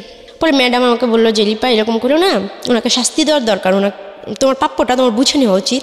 উনি তো এমন লোক না যে তোমাকে তোমার প্রাপ্যটা ফিরাই দিবে, এই যে তোমার এতগুলো বছর নষ্ট হয়ে গেছে এগুলো কি উনি ফিরাই দিবে? পরে আমি বললাম যাই হোক সেটা আল্লাহ দেখবে। আল্লাহকে তারপর বলি যে উনি যদি আমার বাবা হয়ে থাকেন ওনাকে যেন ক্ষমার দৃষ্টিতে দেখেন, আমি তো ওনাকে কখনোই বাবা হিসেবে স্বীকার করতে পারবো না। মানে ওই রাগটা আমার তখন আর ছিল না, এত বছর পরে ফিরার পরে। তারপর উনি চলে গেল, আমাকে পুলিশ টাকাগুলো দিল। তো আমি এতগুলো টাকা, জীবনে টাকা ধুলিনি হাত দিয়া, হাতে পায়ে আমার হাত পা কাঁপা শুরু হয়ে গেছে। সাথে সাথে আমি আমার নানাকে জড়াই ধরলাম, বাট নানা আমাকে জড়াই ধরলেও না। তো আমি নানার হাতে দিলাম টাকাগুলো, দেওয়ার পর আমাকে বাসায় নিয়ে গেলাম, খুব খুশি ছিলাম। বাসায় নিয়ে যাওয়ার পর ম্যাডাম আমাকে ডাকলো যে লিপা আসো, তোমাকে লাইভে করবো। আমি চাই যে এই ভুলটার জন্য কেউ না করে, বাট ওই মুহূর্তে আমার মনে হচ্ছিল না আমি মিডিয়ার সামনে ফেস হবো না, আমি জব করবো, আমি নিজের পায়ে নিজে স্টাবলিশ হবো। আমি চাই না আমাকে সবাই এইভাবে চিনুক জানুক, তো আমার কাছে ভালো লাগে নাই।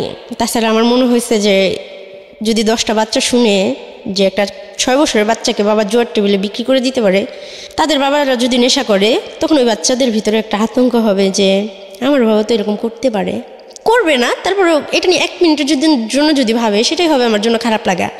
তো সেই জন্যই আমি আমার বাবাকে কারোর সামনে ফেস করলাম না, আর আমি আসলে জানি না জুনি আমার বাবাকে না।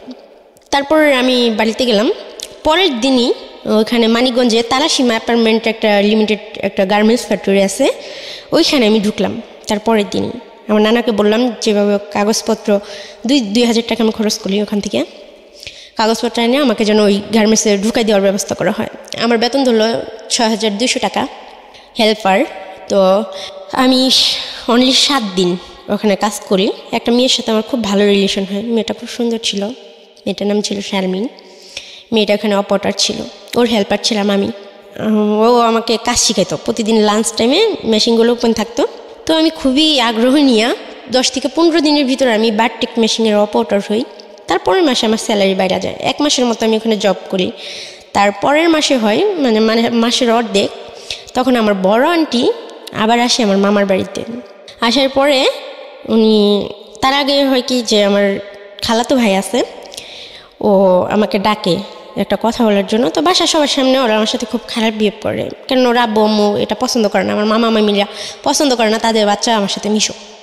বাট ও আমার সাথে বাইরে দেখা করে ফোন করে, পরে বলে যে আপু তোমাকে আমাকে একটু কথা বলার আছে, তুমি তো জানো তোমার মা মারা গেছে, কিন্তু তোমার মা না মারা যায়নি, আমাদের বড় আন্টি আছে না উনি তোমার মা হয়, তুমি যখন হারাই গেছিলা খোঁজখবর ছিল না, তখন উনি অনেক কান্না করছে। উনি বলছে যে আমার ছেলেটাও মরে গেল অকালে, আমার মেয়েটাও এইভাবে হারাই গেল তোমাদের জন্য, আমার মেয়েটাকে দেখে রাখতে পারলা না, এইভাবে কান্না করছে। এটা আমি শুনছি। কি বলেন?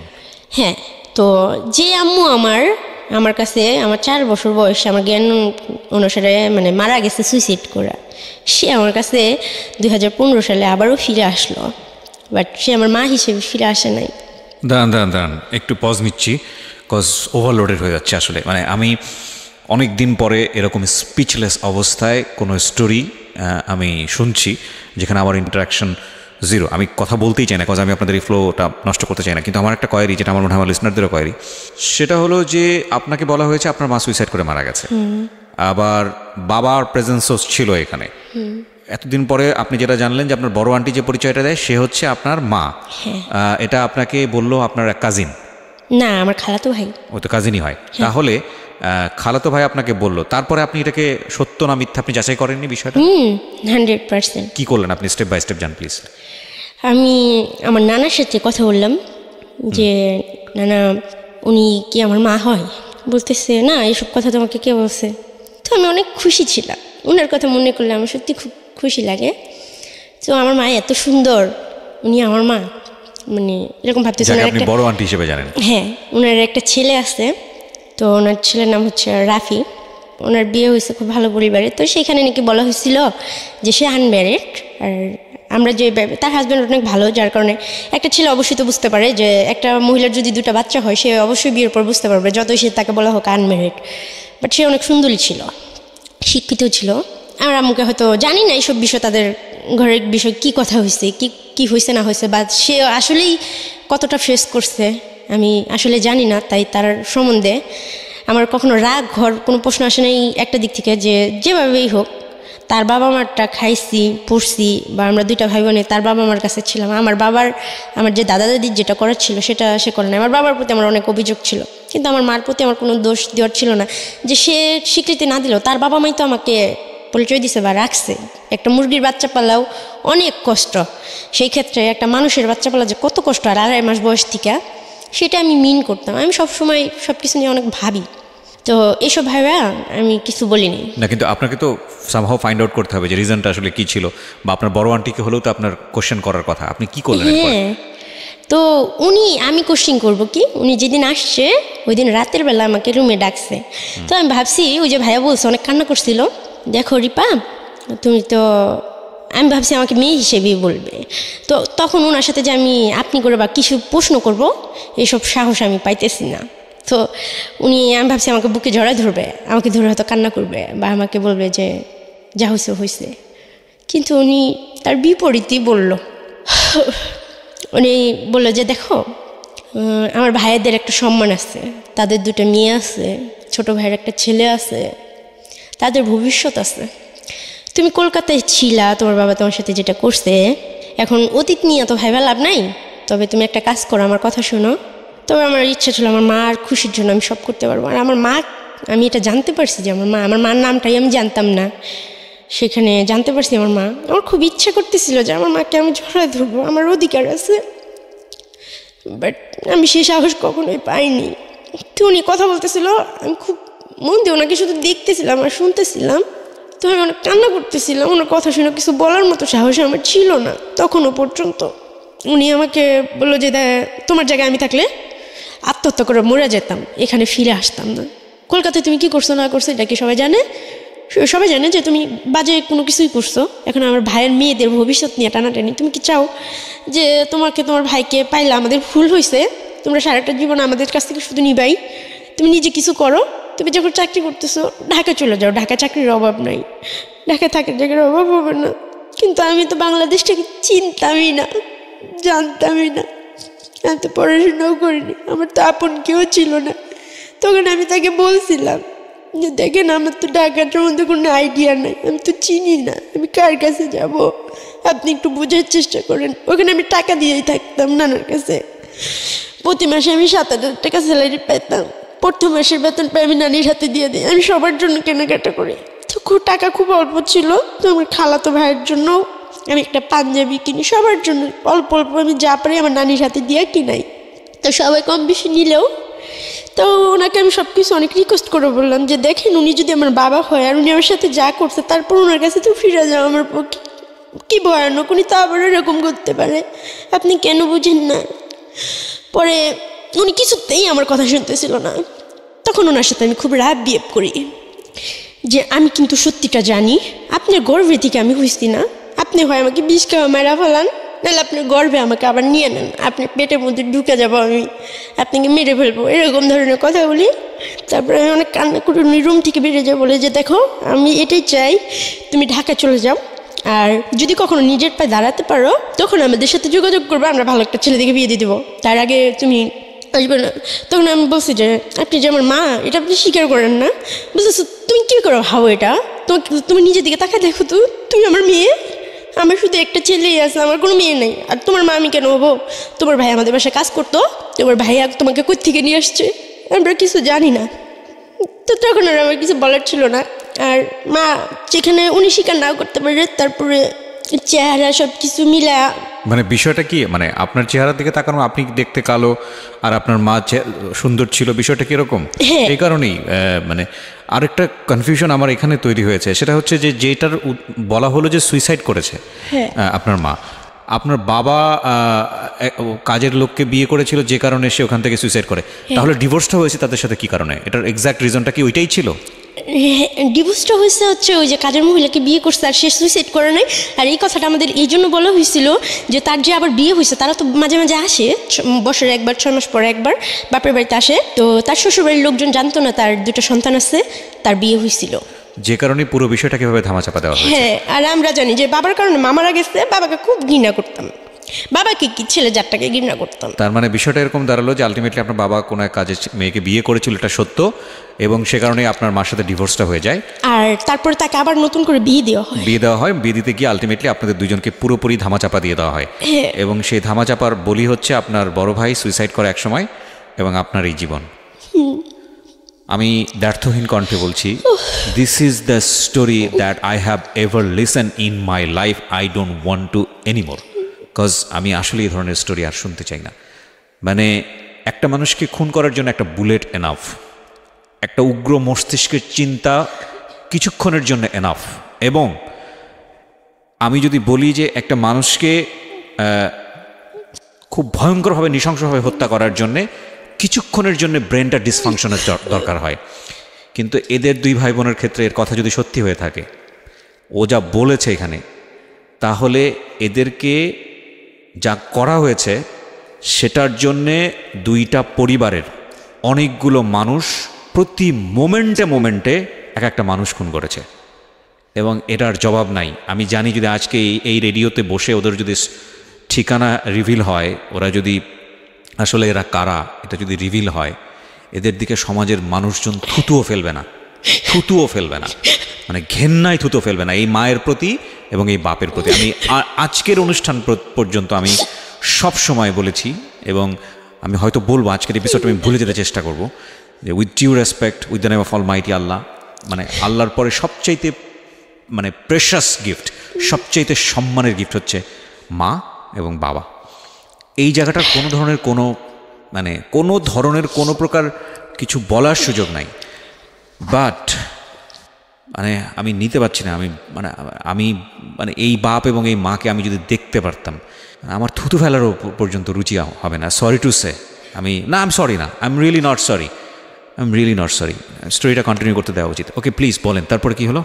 আপনাকে ঢাকায় চলে আসতে বলা হলো, তারপর আমার ওজনের সাথে জিত করে ওই কথাটাই লাস্ট কথা হয় যে আমি আপনার পেটের মধ্যে ঢুকে যাব, আমি যাবো না ঢাকায়। বলতেছে তোমার জায়গায় আমি থাকলে, বারবার যখন এই কথা বলতেছে কলকাতা থেকে, তুমি সেটা কি করে, কোন মুখ নিয়ে তুমি যে হাঁটো রাস্তায়, তোমার লজ্জা করে না? তোমার জায়গায় আমি থাকলে তো আত্মহত্যা করে মরে যেতাম। আর কত খাবা আমার ভাইয়াদেরটা, আমার মা বাপেরটার কত খাবা? এখন বড় হয়েছো, এখন নিজের মতো করে খাও, ঠিক আছে? আমার বাপ মা, আমার ভাই বোনের সম্মানের দিকে তাকায়, তুমি মা প্লিজ চলে যাও যেদিকে পারো। উনি ওকে মা শব্দটা উচ্চারণ করে নেই, সরি। তো আমি এখন নানাকে বললাম, না আপনাকে যে টাকাটা দেওয়া হয়েছে আমি তো কিছু চিনি না, জানি না, আমাকে ওখান থেকে 10,000 টাকা দেন, টাকা দিয়ে হয়তো আমাকে কেউ সাহায্য করবে, হয়তো কেউ রাখবে। উনি বলতেছে না তুমি ঢাকায় যাও, একটা কোনো জায়গায় কারোর সাথে থাকো, আমি তোমাকে পরে যাই দেখে আসবো। বলতেছি আপনি এটা কী বলতেছেন? আমি খালি হাতে কীভাবে বেরোবো, আর আমি রাস্তাঘাট তো কিছু চিনি না। উনি ওকে মাত্র 4,000 টাকা দিলেন। তো ওই মুহূর্তে পাশের বাড়ির একজন লোক, মানে মহিলাটা, উনি আমাকে ছোটোবেলায় খুব আদর করতো। উনি বলতেছে যে দেখো, আমার মামিকে বলতেছে, আমার নানাকে বলতেছে যে ও যাই করে আসছে, ও যদি কেউ হয়, তারপর আমরা সাদা কাগজে বন্ডে সাইন করা ও সমস্ত দায়িত্ব নেব, ওকে আমরা ভালো ছেলে দেখে বিয়ে দিব। এটা পাশের বাড়ির। আচ্ছা। ওই আন্টির নাম হচ্ছে সুলতান আন্টি। ওনার মা আমাকে খুব ভালোবাসতো, উনিও আমাকে খুব ভালোবাসতো, ওনার বাবা, মানে ওদের পরিবারটা আমার ভালোবাসতো, মানে এই পাশাপাশি রুম। তারপর ওনাকে বললাম যে দেন আমাকে 10,000 টাকা দেন। তো উনি পুরো 45,000 টাকা আমাকে ছুঁড়ে মারে আমার গায়ের উপরে। তখন আমি ভাবতেছি এত বোকা ছিলাম যে টাকার জন্য আমার নানা আমাকে ভালোবাসবে না, আমার নানা আমার সাথে কথা বলবে না, না আমি টাকা নিব না, যা হয় হবে। তখন আমি বললাম ঠিক আছে, টাকা আপনার কাছে রেখে দেন। তো আমার নানা কী করলো, আমাকে রাতটা ওখানে থাকতে দেওয়া হলো। নানা আমাকে শাক ভাজি দিয়ে ভাত নিয়ে আসছে। তো আমার নানি সেটা দেখছে, আমি খাইতে চাইনি। তো আমি অনেক বোঝানোর পরে আমার নানা অনেক মায়া করে কথা বলতেছে। আর আমি ছোটোবেলা থেকে একটু ভালোবাসাই চাইছি, দামি পোশাকও চাইনি, ভালো খাবারও চাইনি। অনেক আদর করে বলার পরে মাত্র ভাতের প্লেটে হাতটা রাখছি, আমার নানি এসে ভাতের প্লেটটা ফালাই দিল। কুকুরগুলো ভাতগুলো খেলাম। পরে আমার আন্টি যে ছিল, আমার মার যে বোন, ওনার বিয়ে হয়েছে, ওনার ছেলেই আমাকে বলছে জুনি আমার মা হয়। আর একটা মেয়েও আছে, ওনার ছেলে ম্যাট্রিক পরীক্ষা দিছে আমার সমান বসে, এখন কোন ক্লাসে পড়ে আমি জানি না। আর ওনার মেয়ে আছে, ওনার হাজব্যান্ড উনি অনেক সুন্দর। উনি হাজব্যান্ড আমার সাথে ছোটোবেলা অনেক রাব বিয়ে পড়তো, তখন আমি বুঝতাম না। তো আমি ওনাকে ফোন দিই যে আন্টি এরকম এরকম আমাকে তো বের করে দিছে, আপনার বাসায় থাকে কি আমি চাকরি করতে পারবো? ওনার বাসার ওখানে গার্মেন্টস আছে। বলছে হ্যাঁ তুমি চলে আসো, সমস্যা নেই, তুই চাকরি করবা, টাকা দিবা, থাকবা, খাবার, সমস্যা কি? দরকার হলে আমি আমার বাসায় না থাকতে পারলে আরেক বাসায় ঠিক করে দেবো। যখন আমরা আঙ্কেলকে ফোন দেওয়া হয়, রাত হয়ে যায়, রাত 8-9 বাজে। আঙ্কেল আমাকে বলতেছে, ওনাকে আমি আব্বু বলে ডাকতাম, আমি এই জন্য আব্বু বলে ডাকতাম, উনি যে স্পর্শ আমাকে করতো আমার খুব বাজে লাগতো, তো ওনাকে আমি বাবা বলে ডাকতাম। তো বলতেছে আব্বু আমি কিন্তু আসতেছি।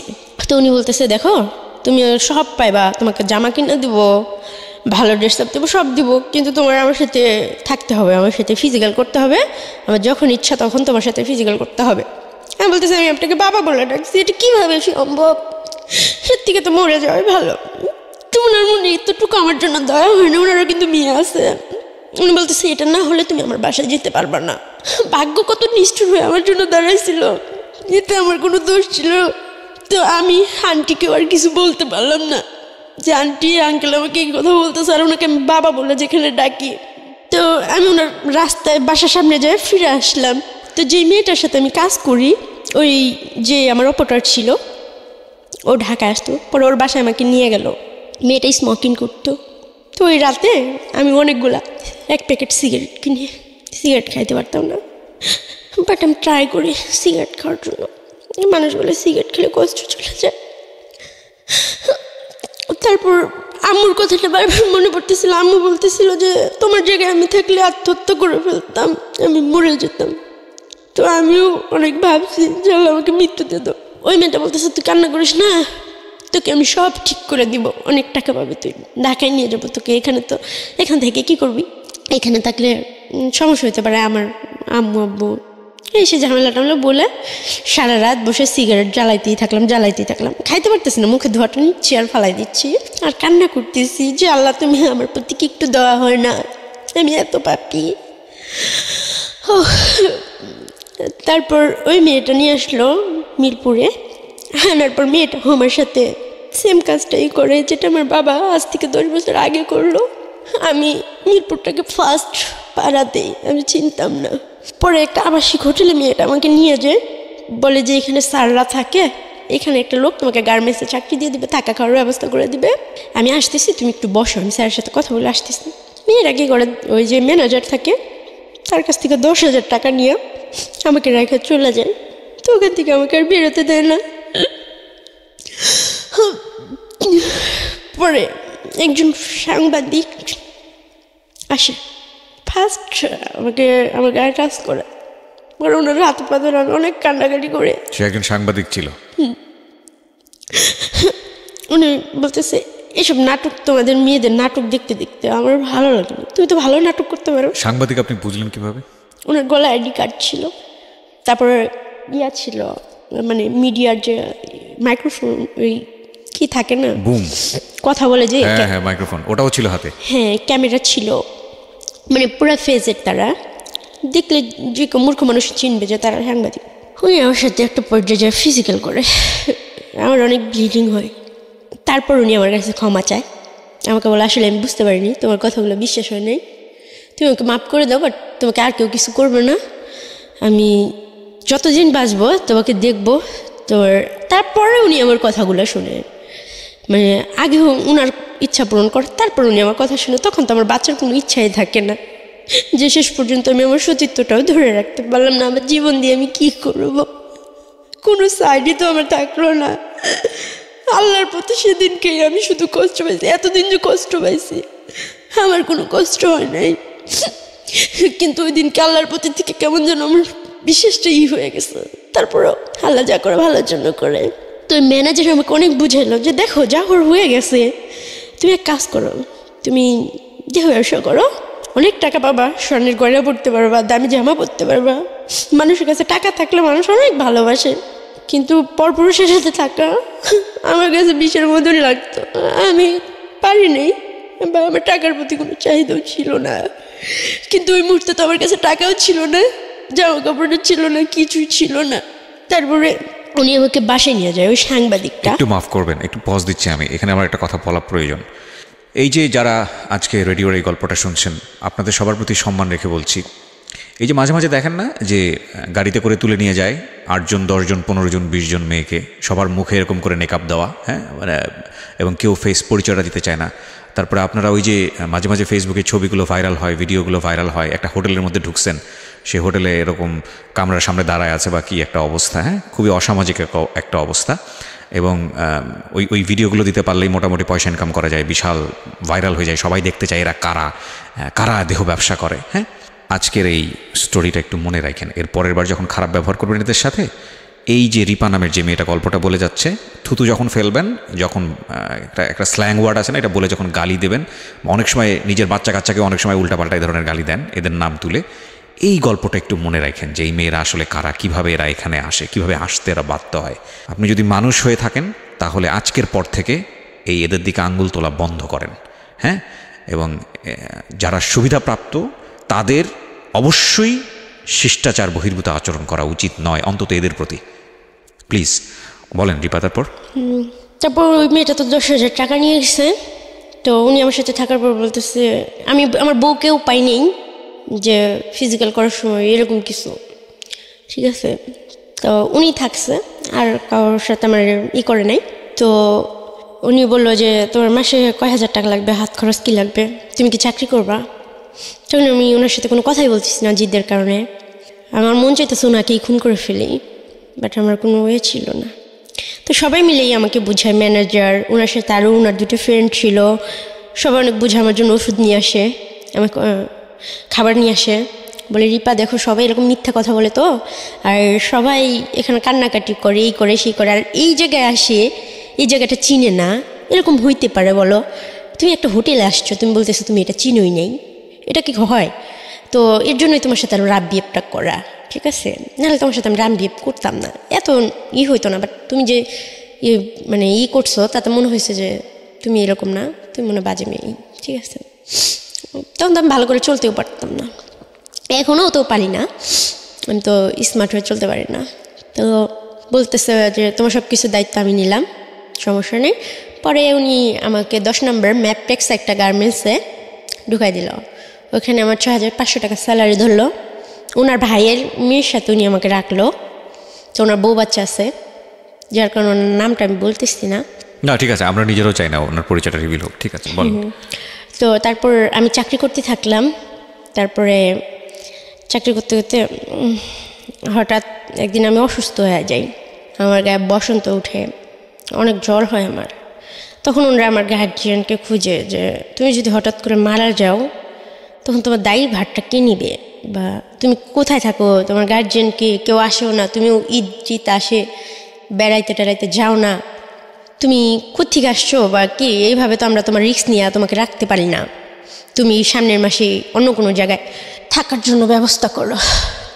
তখন ওই ভাইয়াটা বলতেছে যে ওর সব রিস্ক আমার। হঠাৎ করে একদিন ওনার একটা ফ্রেন্ডকে আনে, উনি ওনার ব্যবসায়ী, তো বলে তার সাথে আমার ফিজিক্যাল করতে হবে। আমি সেটা কোনোভাবে রাজি ছিলাম না। তো সেই দিন আমি খুব সিনকেট করি, খুব এক পর্যায়ে লোকটাকে আমি মারি।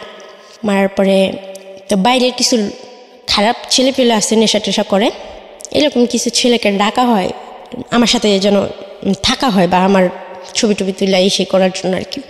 তো আমি অনেক চিল্লাফাল্লা করতেছি, অনেক কান্নাকাটি করতেছি। তো তাদের মাঝখানে একটা ছেলে, সে হচ্ছে ওই হোটেল মালিকের ছোট ভাই। তো উনি আমাকে এসে জিজ্ঞেস করে, আপনি কান্না করতেছেন কেন, আপনি চিল্লাচিল্লি করেন কেন, সমস্যা কি আপনার? পরে আমি ওনাকে সব কিছু বলি, উনি আমার কথাগুলো শুনে আমি চিৎকার করে কান্না করি আর সব কথাগুলো বলি যে আমি চাকরি করতেছি, উনি আমার সাথে এরকম করছে, এখন ওনার বন্ধুর সাথে আমার থাকতে হবে, তাহলে আমি যদি এরকম নিজেকে নিজে করি তাহলে আমার চাকরি করার দরকার কি, তাহলে তো আমি পাড়াই থাকতে পারি। তো উনি বলল যে আপনারা মেয়েরা খুব ড্রামা করতে পারেন, এই ড্রামাগুলো দেখতে দেখতে আমরা অভ্যস্ত হয়ে গেছি, ভাই আর ভালো লাগে না, নতুন কিছু আছে।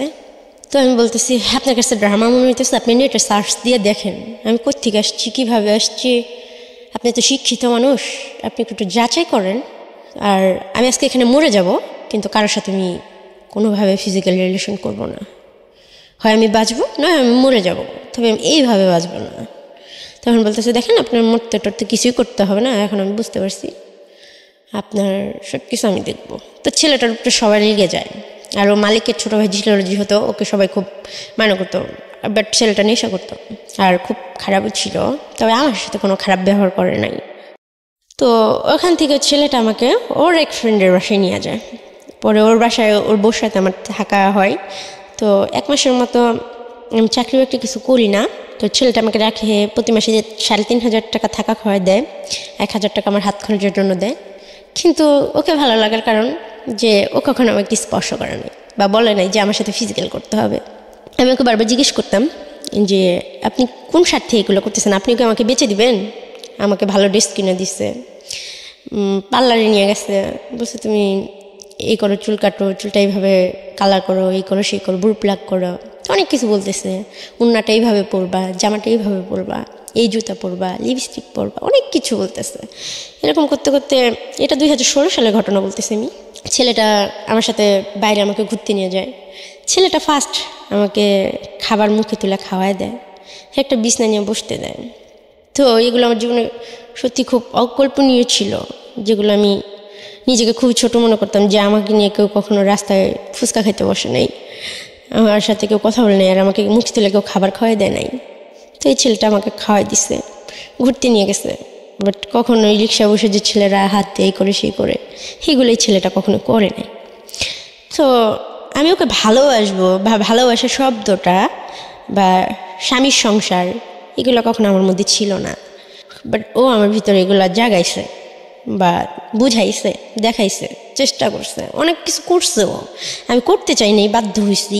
মানে ভালোবাসা আসলে আমি জানি না এটা ভালোবাসা ছিল কি না, আমি তো বুঝি না আসলে ভালোবাসা কি। তো ও আমাকে একটা রুম নিয়ে দেয় পরের মাসে, সাবলেট।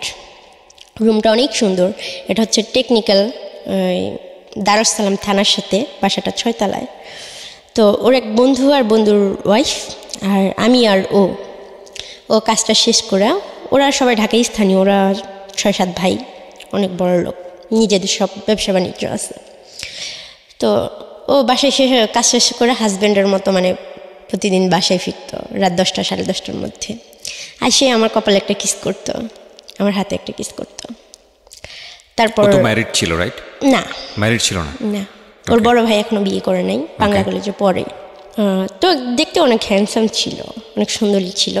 তো ওনাকে কখনোই মানে স্পর্শ করবো বা ওনার কাছে যাবো, আমি ওনাকে ভালোবাসবো, ওনার ওয়াইফ হওয়ার চিন্তা করবো, এটা তো আমি কখনো কল্পনাও ভাবিনি। বা কারণে আমি কেন কোনো ছেলেকে কিছু দেওয়ার মতো আমার মনে হইতো যে আমার কাছে কিছু নাই। আর আমার যে জীবন, আমার মনে হয় না যে এই জীবনের পাশে কোনো ছেলে সারা জীবন থাকবে। আর আমি কী দেবো, না আছে রূপ, না আছে গুণ, না আছে শিক্ষাগত যোগ্যতা, না আছে বংশ পরিচয়, যার কারণে বিয়েটাকে আমি খুবই ভয় পেতাম। আর যখন আমি গার্মেন্টসে চাকরি করছি আমি দেখছি অনেক সুন্দর সুন্দর মেয়েরা 3টা-4টা করে বিয়ে হয়েছে, বেবি আছে, অনেক কষ্টের জীবন, কিছু সমস্যা হইলেই ছেলেরা ছাইরা চলে যায়, যার কারণে আমি বিয়েটা কখনো সাহস পাইনি। তো আমাকে চাকরি বাকরি করতে না করলো, সব কিছুও দিত, আমার কাপড় চোপড় আমাকে খুব সুন্দর করে সাজায় রাখতো পুতুলের মতো। তো এতটা সম্মান আমার লাইফে ফার্স্ট কেউ আমাকে সত্যি দিল। তো এই একটা মাস আমার জীবনে ছিল যে খুবই সুখের, খুব আনন্দের। তো ও আমাকে স্পর্শ করতো না, ও বাইরে হয়তো কী করতো না করতো জানি না। তো এরকমভাবে থাকতাম, রান্না বান্না করতাম, প্রতিদিন ওর জুতাটা মুছা পায়ে পরাই দিতাম ও যখন ঘর থেকে বের হইতো। ওর বন্ধুরা আফসোস করতো যে এরকম একটা মেয়ে যদি আমি পাইতাম, ওকে আমি বিয়ে করতাম, সারাটা জীবন আমার কাছে রাখতাম। আজকালকার মেয়েরা জুতো পরাই দেবো পায়ে, মানে এরকম ধরনের কথা বলতো। বন্ধু তুই অনেক ভাগ্যবান রে, মেয়েটা তোকে খুব ভালোবাসে। আমি আসলে ওকে ভালোবাসে না, ওকে শ্রদ্ধা করে এই জিনিসটা করতাম, ভালোবাসাটা আমার মধ্যে কখনো ছিল না। তখন আমাকে একদিন বলতেছি, লিপা তুমি কি আমাকে বিয়ে করবা? হ্যাঁ বলতেছি, দেখেন আপনারা এরকম মজা টজা করেন, ঠিক আছে, হ্যাঁ আমাদের মতো মেয়েকে নিয়ে বিয়ে করবেন, আর আমার লাইফটা তো আপনি সবই জানেন। হ্যাঁ আমি ভাই বিয়ে করবো না, আর আপনার সাথে আমি এইভাবে থাকবো না। আমি নিজের পা নিজে দাঁড়াইতে চাই, আমি কিছু করতে চাই, আমার নিজের একটা পরিচয় বানাইতে চাই। তখন বলতেছে, দেখো তোমার কি আমাকে অবিশ্বাস হয়, আমাকে মনে হয় যে খারাপ ছেলে আমি। পরে বলতেছি, এত আদর যত্ন করে আপনি আমার 2 মাস পর বিক্রি করে দেবেন না, তার তো কোনো গ্যারান্টি নেই। পরে বলতেছে, আসলে বিশ্বাস জিনিসটা তোমার ভিতরে মরেই গেছে। তখন ছেলেটা আমাকে প্রতিদিন রাতে একটা করে ছুরা শিখাইতো। আমি নামাজ রোজা পড়তে পারতাম না, তো খুব ভালোবাসতাম। ফজরের নামাজ পড়াইতো, তাহাজ্জুদের নামাজ পড়াইতো, 5 ওয়াক্ত আমাকে নামাজ পড়াইতো ছেলেটা। আল্লাহ তাআলার প্রতি অনেক কথা বলতো, অনেক ধার্মিক টাইপের ছেলে ছিল। বাট সে নেশা করতো, সিগারেট খাইতো, এই করতো সে করতো। আমি প্রচুর সিগারেট খাইতাম, এখনও খাই আমি। তো এরকম করতো। পর ছেলেটার মানে 1-2 মাস, প্রায় 1 বছর হয়ে গেল, 2017 সাল পর্যন্ত আমরা একইভাবে একই ছাদের নিচে ছিলাম। পর আস্তে আস্তে ওর সাথে আমার ফিজিক্যাল রিলেশন হয়। ও আমাকে খুব আদর করতো। তো ও বলে যে তোমাকে আমি একটা বেবি দেবো, তবে রিপা একটা শর্ত হচ্ছে যে আমি ফ্যামিলিকে একটা বিয়ে করব, তুমি আমার বউ হয়ে সারা জীবন ঢাকায় থাকবা, তোমাকে আলাদা আমি একটা ভারী করে দেবো, আর তোমাকে একটা বেবি দিয়ে দেবো, আর একটা পার্লার দিয়ে দেবো, বিউটি পার্লার। আর তোমাকে আমার ফ্যামিলিতে নিতে পারবো না, তুমি যদি একটা ভিক্ষুকের মেয়েও হইতাও আমার মার কাছে নিয়ে আমি তোমাকে রেখে দিতাম, বলতাম যে একটা ভিক্ষুকের মেয়ে। আর আমার হোটেলেই তোমার সাথে যে ঘটনাটা ঘটছে সেটা আমার ফ্যামিলির, আমার বড় ভাই, কোনো ভাই বলে আমি মানিয়ে নেবো না যে এমন একটা মেয়ে আমার লাইফ পার্টনার হবে। তো সেটা বোঝার মতোই যে হ্যাঁ সত্যি। তো ছেলেটা আমার জন্য এত কিছু করতো, বা কখনো আমার টর্চার করতো না, কখনো মানসিকভাবে আমার খুশিটা দেখার চেষ্টা করতো। তাই আমাকে আস্তে আস্তে হয়তো বিশ্বাস করি, ভাবি যে ছেলেটা হয়তো আমার পাশে থাকবে। এরকম করতে করতে 2017 সাল পর্যন্ত আমরা একসাথে থাকি। অনেকই ভালোবাসি ছেলেটা। তো প্রত্যেকটা মেয়েকে ছেলেরা গোলাপ ফুল দেয়। তো আমার জীবনেও খুবই ছিল যে আমাকে যদি সত্যি কেউ ভালোবাসে আমাকে একটা গোলাপ ফুল দিবে। আমাকে যদি কেউ দিত, আমি এতটাই খারাপ দেখতে, আমাকে কোনো ছেলে গোলাপ ফুল দিল না, আমার খুব দুঃখ ছিল। তো একদিন পয়লা বৈশাখের দিন ও হঠাৎ করেই একটা কানের দুল নিয়ে আসছে আর একটা গোলাপ ফুল নিয়ে আসছে। আয়শা ও অন্যদিকে হাসতেছে আর ফুলটা আমাকে দিছে। মনে হয় যে পৃথিবীর সবচেয়ে সুখের দিন ছিল এটা আমার, যে আমাকে ফার্স্ট কেউ ফুল দিছে। তো আমি খুব খুশি ছিলাম। আমি ভাবছিলাম সত্যি ও আমাকে বউ হিসাবে হয়তোই করতেছে, বা আমি হয়তো ওর বউ হয়ে থাকতে পারবো সারা জীবন, বা সারা জীবন ও হয়তো আমাকে দেখবে। কিন্তু সেটা কল্পনাই ছিল আমার, আর কিছু না। তো এরকম করতে হঠাৎ করে আমার পেটে বেবি চলে আসে। তো আমি বলি আমি বেবিটা নষ্ট করবো না। ও বলে দেখো রে পায়, এখন তো বেবি নেওয়ার সময় হয় নাই, বেবিটা তুমি নষ্ট করে দাও। কিছুতে আমি কথাটা শুনি না। তারপরে বেবিটা নষ্ট করে দেওয়া হয় ওষুধ খাওয়া। তো আমার অনেক ব্লিডিং হয়, আবার আমার জ্বর টর আসে। তো আমার ফ্যামিলিকে খোঁজার চেষ্টা করে, বলে তোমার ফ্যামিলির সাথে যেভাবেই হোক আমি তোমার দেখি ফ্যামিলির সাথে অ্যাডজাস্ট করা দিতে পারি কিনা, তুমি আমার কথা শুনবা কিনা। তো একটা ছেলে আমার জন্য এত কিছু করতেছে, আজকে সেই 2015 সাল থেকে 16-17 পার হয়ে গেল, এত কিছু করতেছে। ছেলের কথাটা আমার শোনা উচিত। তাছাড়া আমার ফ্যামিলিকে আমি অনেক মিস করি, ভালোবাসি, চাই তাদেরকে পেতে আমি। তো আমি আমার নানার বাড়িতে, ও আমাকে অনেকগুলো টাকা দিল, 8,000 টাকা দিল। অনেকগুলো কেনাকাটা কইরা আমি বাড়িতে গেলাম, মামার বাড়িতে। যা বললাম যে আমার বিয়ে হয়েছে, খুব বড় লোক ছেলে। তখন আমাকে সবাই অনেক আদর করলো। বিয়েটা তখন আমার হয় নাই। তো মিথ্যা বলে আমি দেখি যে আমি সবার কাছ থেকে অনেক ভালোবাসা পাইলাম। কিন্তু আমার খুব কান্না পাচ্ছিল যে আজকে শুনছে যে আমার হাজব্যান্ড অনেক বড় লোক, বা আমার কাছে এখন টাকা আছে, আমি ভালো একটা জামা পরে আসছি, ভালো একটা জুতো পরে আসছি। এর জন্য আমার যে মামিরা কখনো মানে আমার দিকে তাকাতো না, তারা বেডে আমাকে বসতে দিচ্ছে। আমি তো অবাক, কিন্তু ওই বেডে আর আমি বসি নাই। আর নানি আমার জন্য খাবার নিয়ে আসছে। কিন্তু আমার সেই দিনের কথা মনে পড়ে গেছে যে লাস্ট যেদিন আমি বের হই আমার খাবারটা আমার নানি নিয়ে ফালাই দিছিল। বাট সেদিনকে আমার নানি আমার জন্য মাংস দিয়ে ভাত নিয়ে এসে বলতেছে আমি তোমাকে খাওয়াই দিই মা। নানি মানে অনেক আদর করে বলতেছে। বাট আমি বললাম যে না, আমি রোজা রাখছি, আমি খাবো না। তো আসলে আমি রোজা রাখিনি, আমি ঠিকই বাসা থেকে ভাত খেয়ে গেছি। আসলে ওই খাবারটা খাওয়ার আমার কোনো ইচ্ছেই ছিল না। তো মিথ্যা কথা বলি আমি, আর ওনাদের খুব দেখতে ইচ্ছে করতেছিল, এর জন্য যাই। তো সব কিছুর পরে আমি এক জায়গায় বসি আর নানিকে জিজ্ঞেস করি যে নানি তুমি আমাকে একটা সত্যি কথা বলবো, আমার খুব কষ্ট যে আমি কে, বা আমার ভাই কে ছিল, আমরা কোত্থেকে আসলাম। তো উনি বলতেছে দেখো তোমার বাবা খুব খারাপ ছিল, তো এর জন্য তোমার মাকে আবার বিয়ে দেওয়া হয়েছে, সেই অনেক কথা বললো। তো ওইটাই তোমার মা, আমার মেয়ে সুখের দিকে তাকায় হয়তো আমাদের সামর্থ্য হয় নাই, যার কারণে তোমাকে ওইভাবে মানুষ করতে পারিনি। ঠিক আছে, দেখো আল্লাহ তো তোমাকে অনেক সুখে রাখছে, কিন্তু আমি তো জানি যে আল্লাহ আমাকে কত সুখে রাখছে, কি সুখে রাখছে, কেন সুখে রাখছে। এরকম করে আমি ওই দিনকে ওখান থেকে চলে আসলাম। ওনাকে 2,000 টাকা দিলাম, নানাকে 1,000 টাকা দিলাম, দিয়ে চলে আসলাম। আমি বললাম দেখো আমি তোমাদের কাছে কিছু চাই না, আমার বড় আন্টির একটা ছবি আমাকে নিয়ে দিবা, আমি ছবিটা মাকে তো দেখতে পারবো না, কিন্তু কয় কেন পারবে না, তোমার বিয়ে হয়েছে না, তোমার হাজব্যান্ডের অনেক টাকা আছে না, এখন তোমার মা তোমার সাথে অবশ্যই কথা বলবে। তখন আমি বললাম যে কত টাকা দিলে মা আমার সাথে কথা বলবে, স্বীকার করবে? পরে বলতেছে আগে নিজের পায়ে দাঁড়াও, তোমার হাজব্যান্ডের কত টাকা আছে, কি আছে, তোমার হাজব্যান্ড কি করে, সেই শুধু টাকার বিষয় নিয়ে জিজ্ঞেস করতেছে। তার কাছে টাকাটাই যেন সব কিছু। কে এটা? আমার নানি। ওকে। তো বলতেছে তুমি যে কোনো সময় জামাইকে নিয়ে, আমার মামি বলতেছে রিপা তোমার জামাইকে নিয়ে আসবো না, আমার ছেলেকে নিয়ে আসবো না। তখন আমি সত্যি খুব মানে আমি কখনো ইতিহাস, আমি অনেক গল্প বই পড়তাম, আমি অনেক গল্প শুনতাম ম্যাডামদের কাছ থেকে এতিমখানায়। কখনো আমি এরকম কোনো গল্প শুনিনি, এরকম কোনো জীবন দেখিনি। প্রত্যেকটা মানুষের জীবন আল্লাহ তাআলা ভালো খারাপের মাঝখানে কিছু কিছু দেয়। আমাকে আল্লাহ কী দিচ্ছে আমি খুঁজে পাইনি। আল্লাহ।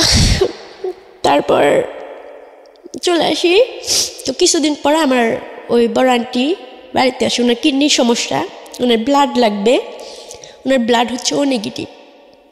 মানিকগঞ্জ সদরে উনি ভর্তি হয়। তো আমার নানি আমাকে ফোন দিয়া বলে বিষয়টা, আমার ব্লাডটা ও নেগেটিভ। আমি যাই সাথে সাথে হসপিটালে। তার কয়েকদিন আগে আমি বেবি নষ্ট করছি, আমার এমনিতে অনেক ব্লিডিং হয়েছে।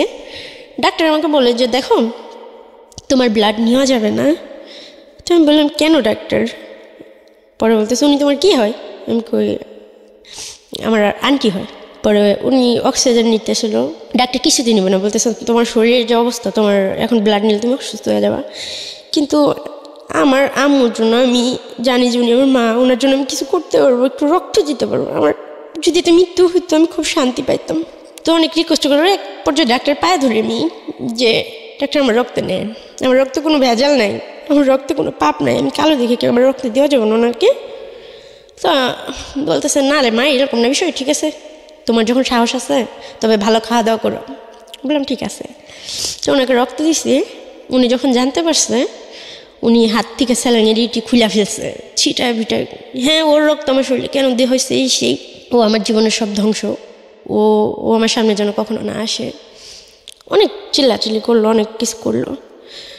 তো তার কিছুদিন পরে, মাসখানিক পরে, এটা 2017 সালের কথা বলতেছি, মানে 16-17 মাসখানে আর কি, আমার সঠিক মনে নেই, উনি কিছুদিন পরে মারা যায়। কেন মারা যায়? মানে ওনার কিডনির সমস্যা, হঠাৎ করে উনি মারা যান। তো তার 2 দিন পর আমি জানতে পারি, আমাকে ওই খালাতো ভাই ফোন দিয়ে বলে যে আপু তোমার আম্মু তো মারা গেছে। কিন্তু আমার খুব আশা ছিল যে আমার মাকে আমি একবার হলেও হয়তো মা বলে ডাকতে পারবো, বা সেটা হয়নি। আমি এতটাই খারাপ সন্তান ছিলাম যে আমার মাকে মা বলে ডাকতে পারিনি। উনি কি মৃত্যুসজ্জায়ও কি আপনাকে ডাকে নাই? না, স্বীকার করে নাই আমাকে। তো আমার নানা নানিও আমাকে বলে নাই কথাটা। তার কিছুদিন আগে কিন্তু আমি রক্ত দিয়ে আসলাম। তো আমি খুবই ভাইগা পড়ি, জানলা তুমি এটা কী করলা? সে বাইচা ছিল, সুখী ছিল, আমার কোনো দুঃখ ছিল না। কিন্তু আশা ছিল যে একদিন হয়তো কথা বলতে পারবো, বা আমি হয়তো বড় লোক হয়ে গেলে আমার মা আমার সাথে কথা বলবে। আমি টাকার নেশায় একটা সময় পাগল হয়ে গেছিলাম, যেভাবেই হোক আমি টাকা অ্যারেঞ্জ করবো, আমার মার সাথে কথা বলবো, একবার আমার মাকে আমার বুকে জড়া ধরবো। তখন আমার কোনোদিন দামি জামা কিনতে ইচ্ছে করে নেই, কিন্তু আমার মার সাথে কথা বলার জন্য দামি জামা দরকার ছিল, ভালো জুতার দরকার ছিল।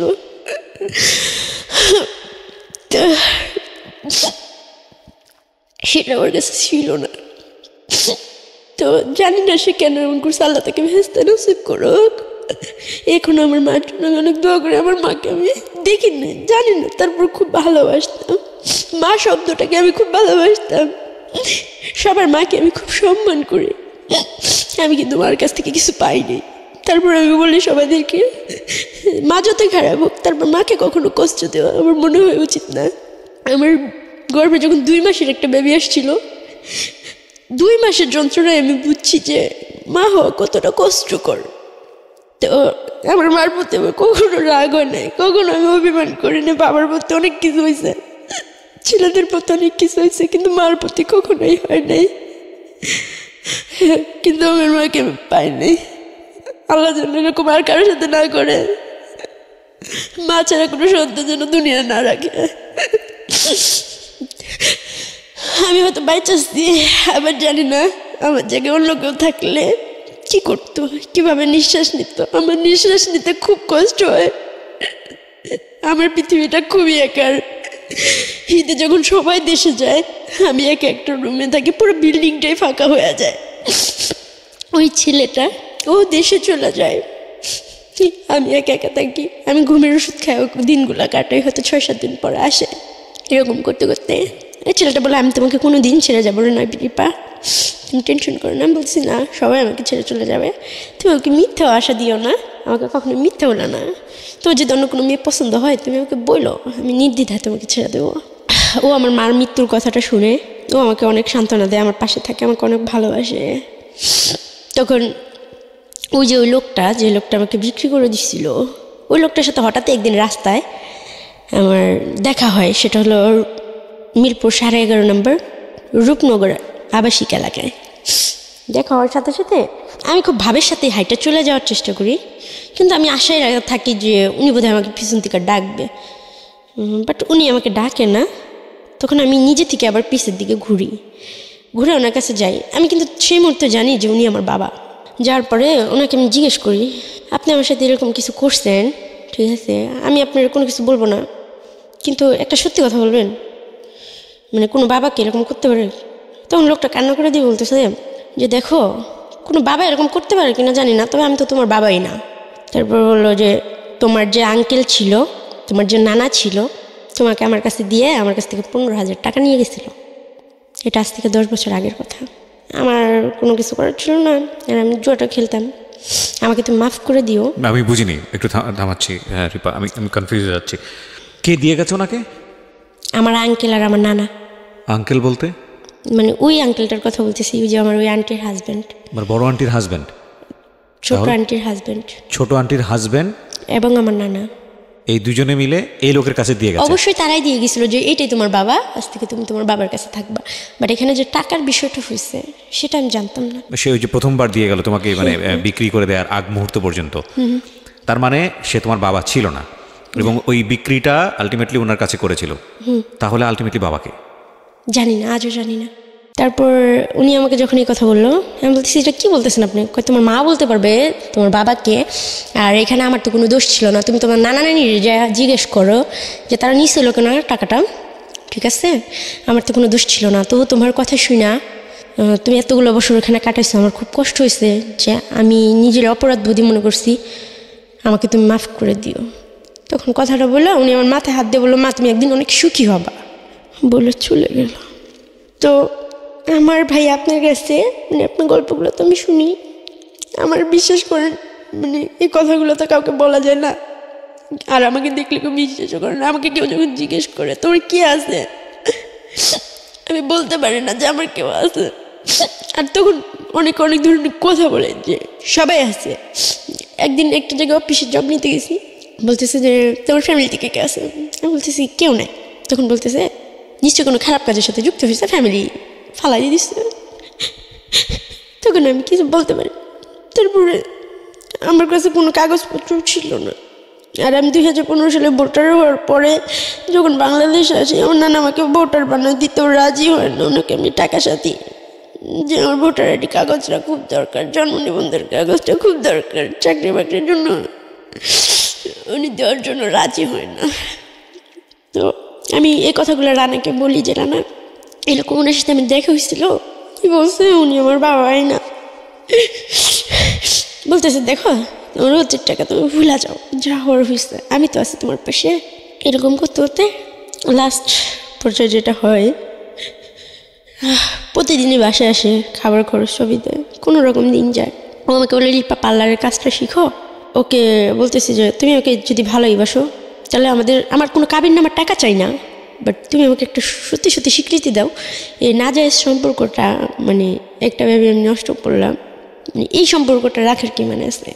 তো ওর বন্ধু ছিল, তো আমাকে একদিন হঠাৎ করে বলতেছে রিপা, এটা 2018 সালের ঘটনা, রিপা আমার একটা কাজ আছে, আমার খুবই ইম্পর্টেন্ট কাজ আছে। আমি ওকে সুন্দর করে জুতা টুটা পরাই দিলাম, শার্টটা বোতামগুলো লাগাই দিলাম।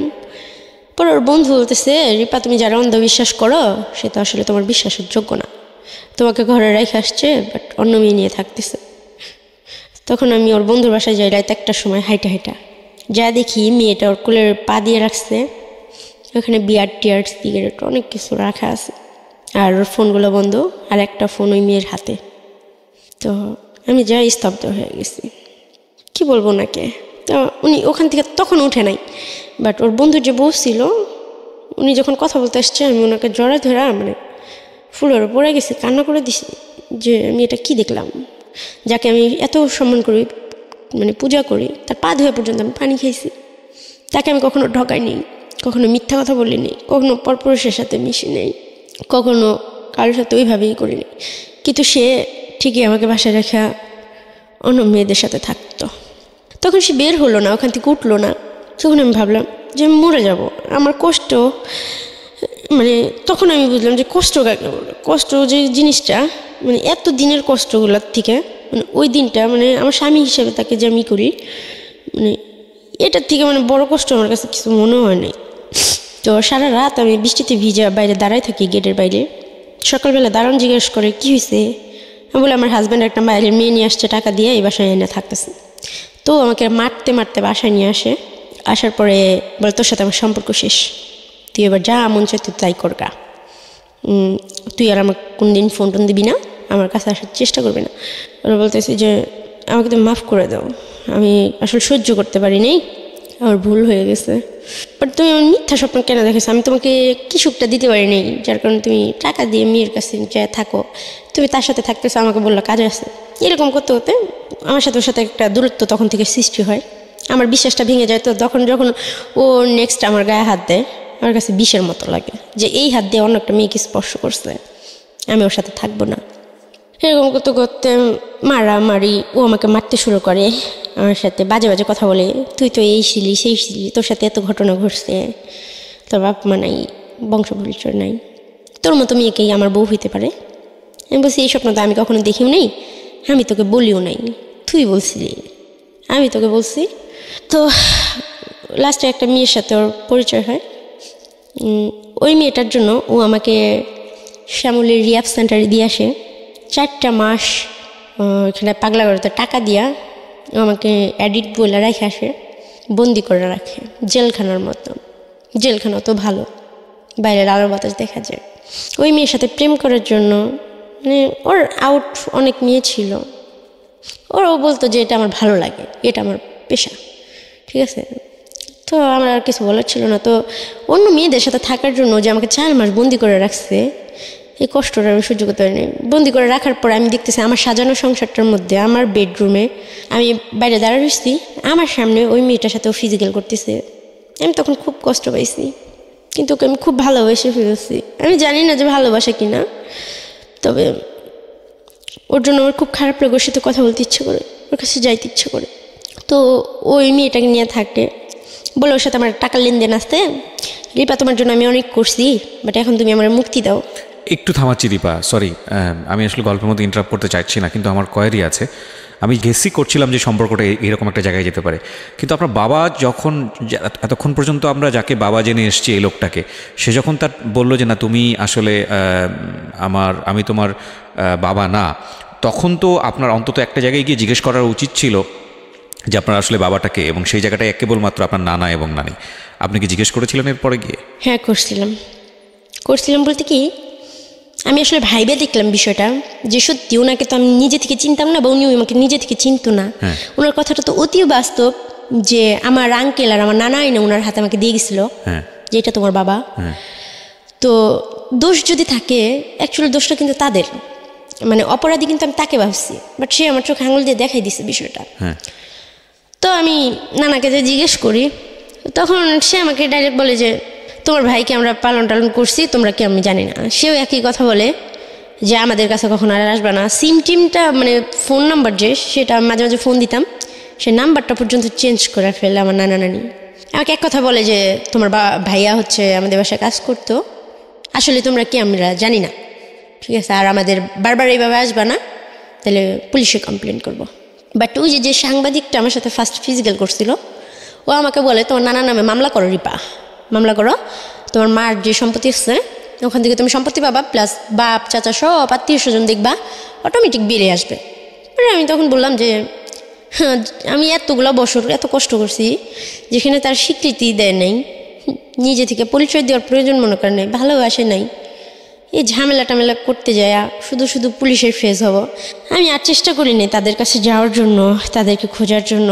আজ থেকে কতদিন হয়ে গেছে, বছরখানিক হয়ে গেছে, আর মানিকগঞ্জের দিকে পা রাখিনি, আর কথা হয় নাই, আর দেখা হয় নাই, আর খোঁজার চেষ্টা করিনি। আমি খুঁজে কখনো কিছু পাইনি, যা পাইছি তা নিতে আমার বুকে অনেক কষ্ট হয়, আমার বুকে জায়গা থাকে না।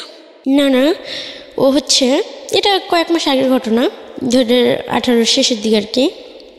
আমি বের হই হচ্ছে 9 মাসে বের হই, তো বাসায় না আমাকে রাখে, মানে রিহ্যাব সেন্টার থেকে নিয়ে আসে শ্যামলী থেকে। তো নিয়ে আসার পরে আমাকে রাখে আমার সামনে, আমি পাশের রুমে থাকি, 2 রুমের ফ্ল্যাট, আমি ফ্লোরে থাকি। ওই মেয়েটার সাথে ফিজিক্যাল রিলেশন করে, জোরে জোরে কথা বলে, এগুলো আমার শুনতে হইলো শেষ পর্যন্ত, যেটা আমি কখনো ভাবতেই পারি না একটা অন্য মেয়ের সাথে ওকে আমি দেখতে পারবো, সহ্য করতে পারবো। তো আমি শুধু সিগারেট খাই, সারা রাত সিগারেট খাই। আমি কী করবো, আমি ভাইবা পাই না, মৃত্যু তো আমাকে নেবে না। তো আমি ওর কাছে অনেক কান্নাকাটি করি যে সোহাগ, এরকম কিছু যদি তুমি করো তাহলে কেন আমার সাথে এরকম করলো, কেন আমার মিথ্যে স্বপ্ন দেখলাম, আমার জীবনটা সম্বন্ধে তুমি তো সব জানতা। যাই হোক, এখন আর অত কষ্ট লাগে না, অত খারাপ লাগে না এখনও। তারপর আমাকে 1000 টাকা দেওয়া বলে তোমার ব্যবস্থা তুমি করো, আজকে থেকে তোমারটা তুমি দেখো, আমি তোমার দায়িত্ব আর নিতে পারবো না। এটা কয়েক মাস, 3 মাস আগের কথা বলতেছি। আচ্ছা, আমি আবার 1000 টাকা নিয়ে ওই ভাইয়াটার কাছে যাই, ওই সাংবাদিক ভাইয়াটার কাছে। ওনার এক ফ্রেন্ডের পরিচিত ছিল, টেকনাপ বলছি যে কী বলো ওটা, ঈশ্বরদী, পাবনা ঈশ্বরদী, রূপপুর মোড়ের ওখানে আমি যাই, ওখানে আমি থাকি ওনার ফ্রেন্ডের বাসায়। তো মাসখানিক থাকি, যে ঢাকায় থাকা ঘর ব্যবস্থা হলে, চাকরি বাকরি হলে আমাকে নিয়ে আসবে। তো 10-15 দিন থাকার পরে একটা পার্লারে চাকরি ঠিক করেন, পরে উনি আমাকে নিয়ে আসে, আর ওর সাথে আমার ওখানে শেষ কথা হয়। আর এখন আমি চাকরি করতেছি, একটা পার্লারে জব করছেন। এখন আমি মোটামুটি ভালো আছি। আমার কষ্টটা শুধু এই জায়গায় যে আমার যে লাইফটা, এতগুলো মানুষের সাথে আমি পরিচিত, কিন্তু আসলে আমি কাউকে চিনলাম না। আর আমি কে এটাই আমি জানি না, এটা আমার সবথেকে বড় কষ্ট ভাইয়া। সমাজের জন্য যেটা আপনাদের ভালো ড্রেস আপ ছাড়া রাস্তায় চলা যায় না, কেউ কথা বলে না, ভালো ড্রেস আপ না পড়তে পারলে কোনো রেস্টুরেন্টে যায় বসলে আপ্যায়ন করে না, সুন্দরী না হলে কোনো ছেলে রিলেশন করে না, বাবা মা না থাকলে কোনো ছেলে বিয়ে করে না। মানে কারো বউ হওয়ার জন্য ফ্যামিলি থাকার দরকার, শিক্ষাগত যোগ্যতা থাকার দরকার, বাবা মা থাকার দরকার। আমার বউ হওয়ার শখ নাই, মিটে গেছে। কিন্তু মানুষ হিসাবে ভাইয়া ইদানিং আমি এই বিষয়গুলো নিয়ে না খুব কষ্ট পাই। আপনার গল্পগুলো যখন শুনি, কালকের গল্পটা আমি শুনছি, তো প্রত্যেকটা মানুষের জীবনে কষ্ট থাকে, সুখ থাকে, মানে আলো অন্ধকার নিয়ে জীবনটা। কিন্তু আপনি কি আমাকে একটু বলবেন যে আমার জীবনে রাতের অন্ধকার আছে, দিনের আলো আছে, আল্লাহ আমার জীবনে আলোটা দিছে কোন জায়গায়? এক্স্যাক্টলি, আমি এইখানে এসেই হয়তো গল্পটা, এই প্রশ্নের জায়গাটার জন্যই হয়তো আজকে আপনি জীবন গল্পে এসছেন। আমি আপনার পুরো গল্পটা শুনেছি, হ্যাঁ, একদম শুরু থেকে শেষ পর্যন্ত। আমার এন্টায়ার মানে রেডিও ক্যারিয়ারে আমি কখনো এত ভয়াবহ গল্প আমি কখনো শুনিনি। আমার মনে আছে আমি বর্ষার জীবন গল্প প্রচার করেছিলাম যখন আমি এবিসি রেডিওতে ছিলাম। দ্যাট ওয়াজ লাইক পুরো রেডিও ইন্ডাস্ট্রিকে শেক করেছিল ওই রাতের বেলা, যে ঝাঁকুনি দিয়েছিল যে এরকম একটা গল্প রেডিওতে প্রচার হতে পারে। অনেক গল্প এসছে, কিন্তু আমার কাছে মনে হলো, আমার তখনই মনে হয়েছিল যে আর এত হাই ভলিউমের, এত হাই পাওয়ারের কোনো গল্প হয়তো রেডিওতে আর কখনো আসবে না। কিন্তু আজকে আমি বলতে বাধ্য হলাম, এবং আজকের পর থেকে আমি বিশ্বাস করব যে আপনি যে গল্পটা বলে গেলেন সেই গল্প বর্ষাকেও ছাপিয়ে গেল। সেই গল্প হয়তো আপনার ভবিষ্যতে হয়তো এমন কেউ একজন আসবে যে হয়তো আপনাকেও ছাপিয়ে যাবে। মানুষ এতটা ড্রামাটিক লাইফ লিড করতে পারে, আমি বলি জীবন নাটকের চেয়েও নাটকীয়, কিন্তু এতটাই হতে পারে এটা আমারও জানা ছিল না। দেখেন, আমি কয়েকটা কথা বলি আপনাকে। একটা যেটা হচ্ছে যে আপনার না পাওয়ার জায়গাগুলো অনেক বড়, এই জায়গাগুলোতে সান্ত্বনা দেওয়ার মতো কিচ্ছু নাই, আমার হাতে কিচ্ছু নাই। পৃথিবীতে এত বড় বড় মোটিভেশনাল স্পিকার আছে যারা মানুষকে স্বপ্ন দেখায়, যারা মানুষকে সুন্দরের কথা বলে যে অবস্থানই আপনি থাকেন না কেন সামনের দিন ভালো থাকতে হবে এবং থাকার জন্য এই করতে হবে। আমার খালি মনে হয়েছে আজকের এই গল্পটা শোনানোর সময়টাতে এই গল্পটা যদি তাদের কাছে নিয়ে যাওয়া যেত, তারা আসলে কি জবাব দিতেন। এত বড় বড় মোটিভেশনাল স্পিকার যেটা আমরা আমাদের ফেসবুকে দেখি কিংবা সারা দুনিয়াতে আছে, সাতগুরু থেকে শুরু করে সবার প্রতি রেসপেক্ট রেখে বলছি, অনেক বড় বড় মোটিভেশনাল স্পিকার আছেন। যদি এই গল্পটা শুনতো তাহলে তারা এই মেয়েটাকে কি বলে সান্ত্বনা দিত। ওর বয়স এখন 21 থেকে 22। আমি বরং আপনাকে এমন একটা জায়গায় বসাতে চাই, আমি আপনাকে কোনো মোটিভেশন দিচ্ছি না, কোনো পজিটিভ কথা বলতে চাচ্ছি না, আমি বরং শুধু এতটুকু বলতে চাই যে এত কিছুর পরেও আপনি বেঁচে আছেন, এত কিছুর পরেও আপনি প্রতিদিন হাসেন, প্রতিদিন কাঁদেন, জীবনকে সন্ধান করে যাচ্ছেন। সুতরাং আপনি বরং আমাদের একটা বড় মোটিভেশনের জায়গা। আমি এটাকে এভাবেই দেখতে চাই। আমি গল্পের ওই জায়গায় খোঁজ করতে চাই না আপনার বাবাকে, আপনার মাকে, আপনার ভাইটার কি হলো, বা আপনার নানা যিনি ছিলেন তাকে গিয়ে কোনো প্রশ্নও করতে চাই না। এগুলো প্রশ্ন করলে এগুলোর জন্যে যদি কেউ দায়ী হয়, তাকে পৃথিবীর কোনো শাস্তি নাই, একমাত্র আল্লাহ যদি শাস্তি দেয় সেটা অন্য হিসাব। এছাড়া পৃথিবীর কোনো শাস্তি নাই। আপনার প্রতি যে আচরণটা করা হয়েছে বা যারা এটার জন্য দায়ী, পৃথিবীর কোনো শাস্তি নেই। 1000 বার ফাঁসি দিলেও আমার মনে হয় না যে শাস্তি তাদের জন্য ঠিক হবে। সুতরাং তাদের খোঁজ না করাটাই বেটার। আমি শুধু এতটুকুই বলতে চাই, আপনি এই 21, 22, 23 বছরের জীবনে with the name of almighty Allah, আমি আল্লাহর প্রতি শুকর করেই কথাটা বলতে চাই যে আপনি এই অবস্থায় দাঁড়িয়ে থেকে আপনি এখনও বেঁচে আছেন এবং সত্যি সত্যি আপনি এখনও নিঃশ্বাস নিচ্ছেন। এটা আমার মনে হয় আজকে যারা জীবন গল্প শুনলো ঢাকা এফএমে, আজকের পরে যারা কান রেখেছেন দেশে এবং দেশের বাইরে, আপনাদের জীবনে আর কোনো দুঃখ থাকা উচিত না। এই মেয়েটাকে দেখলে আর দুঃখ থাকা উচিত না। এই মেয়েটাকে আমি আর কিচ্ছু বলার নাই, কারণ আমি ওকে কি বলবো বলেন, আমার কোনো ভাষা নাই। কিন্তু ভাইয়া সবাই যে বলতো যে আমার মুখ দেখো পাপা, আমার জন্মের পর বাবা আমার সাথে এরকম হয়েছে, ভাইয়ের সাথে এরকম হয়েছে, এই বিষয়গুলো আপনি সত্যি আমাকে বলেন তো, একটা 2.5 মাসের শিশু কি পাপ করতে পারে? কতটুকু পাপ করতে পারে? রিপা, আমি আপনাকে একটা কথা বলতে পারি, আমরা পৃথিবীর শ্রেষ্ঠ জীব, সৃষ্টিকর্তা আমাদেরকে সেটাই বলেছেন, মানুষ পৃথিবীর শ্রেষ্ঠ জীব। ঠিক একইভাবে এটাও সত্য, মানুষের ভেতরে যত খারাপ জিনিস আছে পৃথিবীর অন্য কোনো প্রাণীর মধ্যে সেটা নাই। আপনি এরকম জানেন না যে বাবার দ্বারা মেয়ে রেপ হয়? এরকম ঘটনা সমাজে বিরল না? আপনি এটা জানেন? জানেন তো, শুনেছেন, এরকম নিউজ হয়। আপনি কি এটা জানেন না যে 2, 3, 4 বছরের একটা বাচ্চা তাকে রেপ করেছে, গ্যাং রেপের শিকার হয়েছে এবং তারপরে সেখান থেকে 3 তলা থেকে 4 তলা থেকে নিচে ফেলে দেওয়া হয়েছে এবং তারপরে সে মারা গেছে? আপনি এটা জানেন না?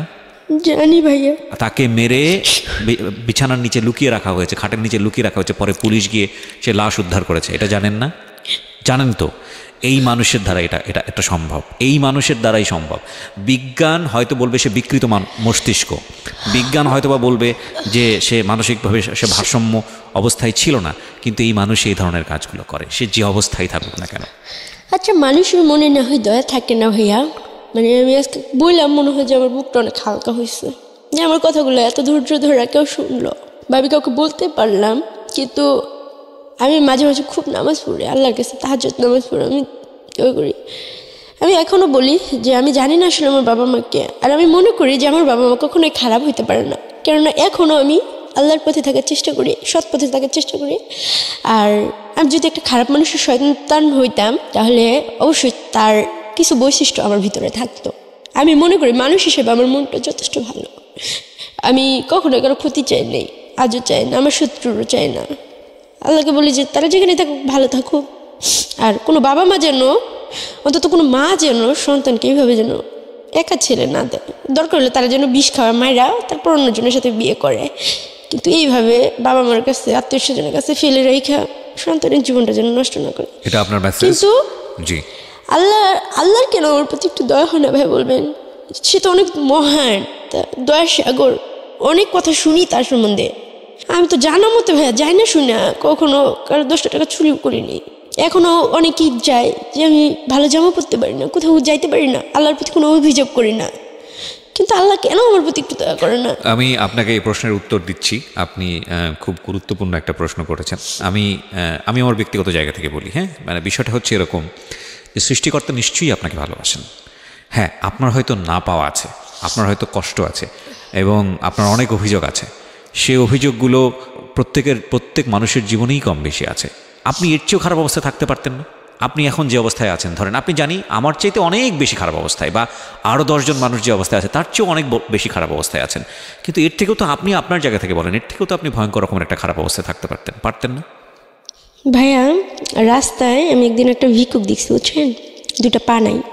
তো ওর সন্ধ্যার পরে একটা মহিলা তাকে কোলে করে নিয়ে যাচ্ছে। তো আমি জিজ্ঞেস করলাম, আন্টি এটা কে হয় আপনার? বলতেছে আমার ছেলে। সেদিন আমি আল্লাহর কাছে দুহাত তুলে বললাম যে আল্লাহ, তুমি কি ওই ছেলেটার জায়গায় আমাকে রাখতে পারলা না, যে আমার মা আমাকে কোলে করে নিয়ে যেত? আমি ভিক্ষা করতাম সারাদিন, আমি না খেয়ে আসি, এটা আমার কষ্ট না ভাইয়া। আমি খাইতে পারিনি, পড়তে পারিনি, এটা আমার কষ্ট না। ঘুমাইতে পারিনি, এটা আমার কষ্ট না। আমার কষ্ট হলো এই জায়গায় যে এতগুলো মানুষের মাঝে কোনো মানুষের আমার খুব জানতে ইচ্ছা করে ভাই আমি কে, বা আসলে আমার বাবা মা কে ছিল, মানে এইগুলো জানতে ইচ্ছা করে, বা কেন আমার কেউ আপন কেউ নাই। মানে কষ্টটা আমার এই জায়গায় যে আমার আপন বলতে কেউ নাই, আমার ব্লাড রিলেশন বলতে কেউ নাই, আমার পরিচয় দেওয়ার মতো কেউ নাই, আমার যাওয়ার মতো কোনো জায়গা নেই। আমি প্রচণ্ড ধর্মভীরু একজন মানুষ, ভয়ঙ্কর রকমের ধর্মভীরু একজন মানুষ, এবং সৃষ্টিকর্তার উপর আমার অগাধ বিশ্বাস। আমি সেই বিশ্বাসের জায়গা থেকে হয়তো আমি আপনাকে ডিফাইন করতে পারবো না যে সিচুয়েশনগুলো আজকে আপনি এখানে বললেন, আমি সেই বিশ্বাসের জায়গা থেকে এতটুকুই বলতে পারি যে কথা তিনিই বলেছেন, যে নেভার বি হোপলেস, কখনোই আসলে নিরাশ হওয়ার প্রয়োজন নাই।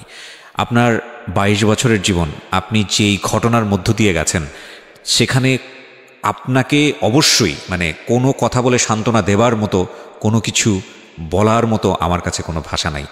আপনার জীবনে যেমন 22 বছর সত্য, তেমনি আমার রেডিও ক্যারিয়ারের জীবনে আমি 8 বছর শুধু মানুষের জীবন গল্পই শুনেছি, এবং আমি যতটা শুনেছি তার চেয়ে খুব কমই মানুষকে শুনিয়েছি। তো সেই জায়গাটা থেকে আমি বলছি যে যে গল্প মুখোমুখি আজকে আমি হয়েছি, আমি সেটার জন্য 8 বছর ধরে প্রিপারেশন নেইনি।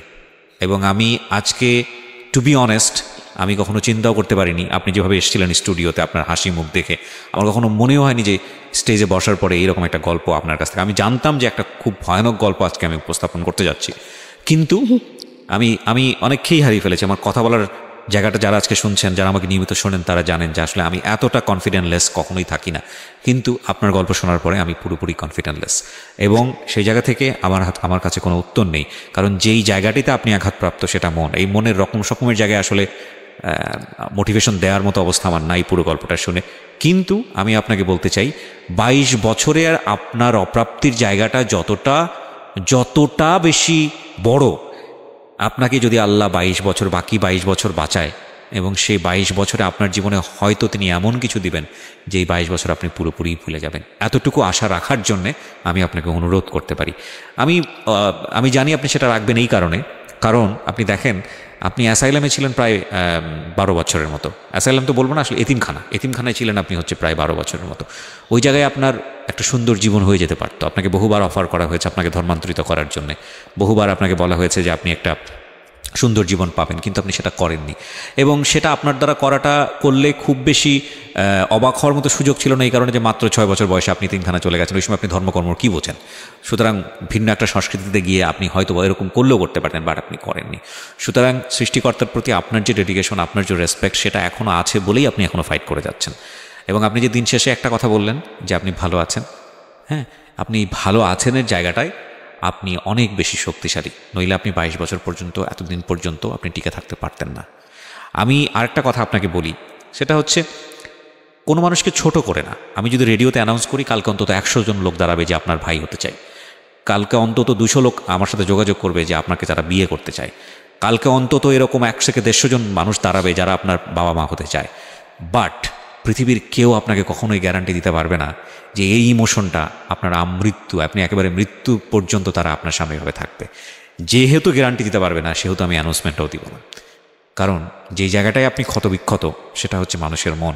এই মানুষের মনের কারণেই আপনি দেখেন, একটা মানুষ আপনাকে নিয়ে গিয়ে বাড়িতে জায়গা দিল, আপনার জন্য আলাদা একটা বাসা নিল, আপনাকে সে বাসায় ফিরে আপনার হাতে চুমু খেত, আপনার কপালে চুমু খেত, আপনি সেখানে গিয়ে আপনি দেখা শুরু করলেন আপনি একটা সংসারের স্বপ্ন, এবং সেই মানুষটাই আপনাকে 1000 টাকা দিয়ে লাথি মেরে ঘর থেকে বের করে দিল।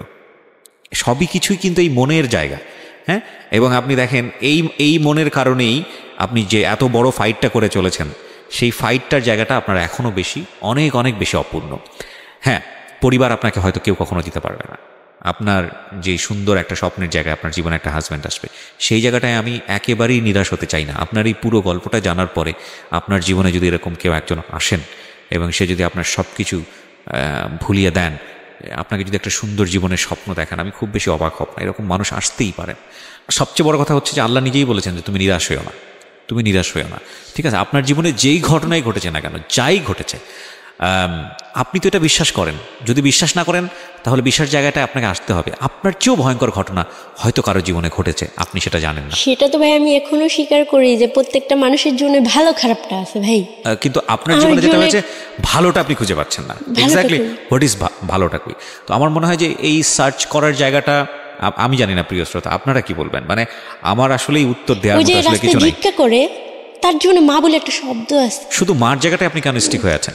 কেননা আমি আমার মাকে খুব ভালোবাসি, আর আমি আমার মাকে কখনো ধরতে পারিনি। যাদের মা মারা গেছেন তারা কি করবেন? তারা সবাই আল্লাহর কাছে নামাজ পড়ে দোয়া করবেন যে তার মা যেন। আপনি ধরেন আপনি আপনার মা তো মারা গেছেন, আপনি হয়তো মায়ের কাছ থেকে যতটুকু পাওয়ার ছিল আপনি পাননি। আমি এরকম গল্প শুনেছি যে ভাই আপনাকে বলেও বুঝাতে পারবো না, আমি জানি আমার মার জন্য যে আমি মরতে পারতাম, মা শব্দটাকে আমি খুব ভালো। আমি এরকম গল্পও জানি যে 12-13 বছর বয়সে সেই ছেলে অনেক প্ল্যান করে তার বাবাকে খুন করেছে। আমি এরকম গল্পও জানি এবং সেটা আমি প্রচারও করেছি। সেটাও তো তার জীবনে একটা বাবা। তো ওর কাছে প্রার্থনাটা কি? এরকম বাবা থাকার চেয়ে না থাকাটা ভালো ছিল। আপনি তো আপনার পুরো জীবন জুড়ে মাকে খুঁজে পেলেন আবার পেলেন না, পরিচয় পেলেন আবার পেলেন না, একটা মিস্ট্রি। অনেকের জীবনে বাবা মার প্রেজেন্স সবচেয়ে বড় যন্ত্রণা। দেখো ভাইয়া, যে আমি যে মা, মানে এগুলো একটা সময় ছিল না, কষ্ট ছিল না, ভাবছি মা মরে গেছে, বাট আমার জীবন আইসা এইভাবে আইসা আবার ফিরা আবার মারা গেছে। আমার একটা জীবনে কয়বার আমার মাটা মারা গেল আপনি বলেন তো? এক্স্যাক্টলি, আমার আসলে কোনো উত্তর নাই প্রিয় শ্রোতা। I am truly hopeless. আমি বৃথা চেষ্টা করছি ওকে বোঝানোর জন্য, কারণ এই সিচুয়েশনে আমি ভাবিনি, আমি এন্টায়ার ক্যারিয়ারে কখনো ভাবিনি। প্রশ্ন করছিলেন ভাইয়া যে তুমি কেন গল্পটা বলতে চাও, শিক্ষণীয় আছে। আসলে আমি নিজেও জানি না, আমি শুধু আমার কষ্টটা শেয়ার করার জন্য গল্পটা বলছি। আর কোনো মা যেন সন্তানের কথা একটু ভাবে। আমার গল্পটা যারাই শুনুক, কোনো সন্তান কালো হোক, পঙ্গু হোক, যাই হোক, দরকার হলে যেন 10 টাকার বিষ কিনা সন্তানকে মেরে ফেলে, কিন্তু রাস্তায় যেন কখনো ছেলে না দেয়। আমি এটাই বলতে চাই। আর মামা মামিরা মানে এতটা নিষ্ঠুরতা যেন না করে, কারণ আমরা তো রক্তে মাংস করা মানুষ। সবাই যেন একটু ভাবে নিজের মন থেকে। এক্স্যাক্টলি, আপনার জায়গা থেকে আপনি চমৎকারই বলেছেন। আমি যদি একটু আপনাকে আপনার জীবনটা নিয়ে জিজ্ঞেস করি, এত কিছুর পরে আপনি পজিটিভ যদি বলেন আপনার লাইফ নিয়ে, আপনি ভবিষ্যৎ জীবনটা কি করতে চান আপনার নিজের জায়গা থেকে? ভাই আমি একটা বিউটি পার্লার দিতে চাই, আর আমার যদি কখনো টাকা পয়সা হয় আমি একটা সেলাই সেন্টার খুলবো, আর পার্লারটাও আমার থাকবে। প্লাস রাস্তায় যে বাচ্চাগুলো থাকে, আমার অনেক টাকা হইলে আমি কখনো বিয়ে করব না, এটা আমি আশা করি। জানি না ভাগ্যে কি আছে, আল্লাহ জানে সব। আল্লাহ জানি না আমার কোনো পাপের ফলই হয়তো হবে, আল্লাহ আমাকে মাফ করুক। আমি ওই অনাথ বাচ্চাগুলো নিয়ে ওই এতিমখানায় যেভাবে দিন কাটাতাম, আমি ওদের পড়াশোনা শিখাবো, কোরআন পড়া শিখাবো, নামাজ পড়া শিখাবো। ওকে, যে কয়টা বাচ্চাকে পারি, 10টা বাচ্চা হলেও নিয়ে আমি থাকবো। এতক্ষণ আমি বলার মতো কিছু পেয়েছি। সো আপনার হাতে 3টা জিনিস আছে। একটা হচ্ছে আপনি একটা সেলাই সেন্টার করতে চান, আপনি একটা এতিম বাচ্চাদের নিয়ে একটা ইনস্টিটিউশন করতে চান, আর আপনি কিছু পয়সা রোজগার করতে চান এইসব কাজের জন্য, রাইট? মানে আমি সামাজিকভাবে বাঁচার জন্য কিছু পয়সা রোজগার করতে চান। তো যেই মানুষটার স্বপ্ন থাকে সেই মানুষটা মরে যায় না। So you have a dream. আপনি এভাবে চিন্তা করেন যে আপনার যেহেতু স্বপ্ন আছে, আপনার এই কাজগুলো করা উচিত। এবং এটা এমন স্বপ্ন না যে স্বপ্ন আপনি পূরণ করতে পারবেন না।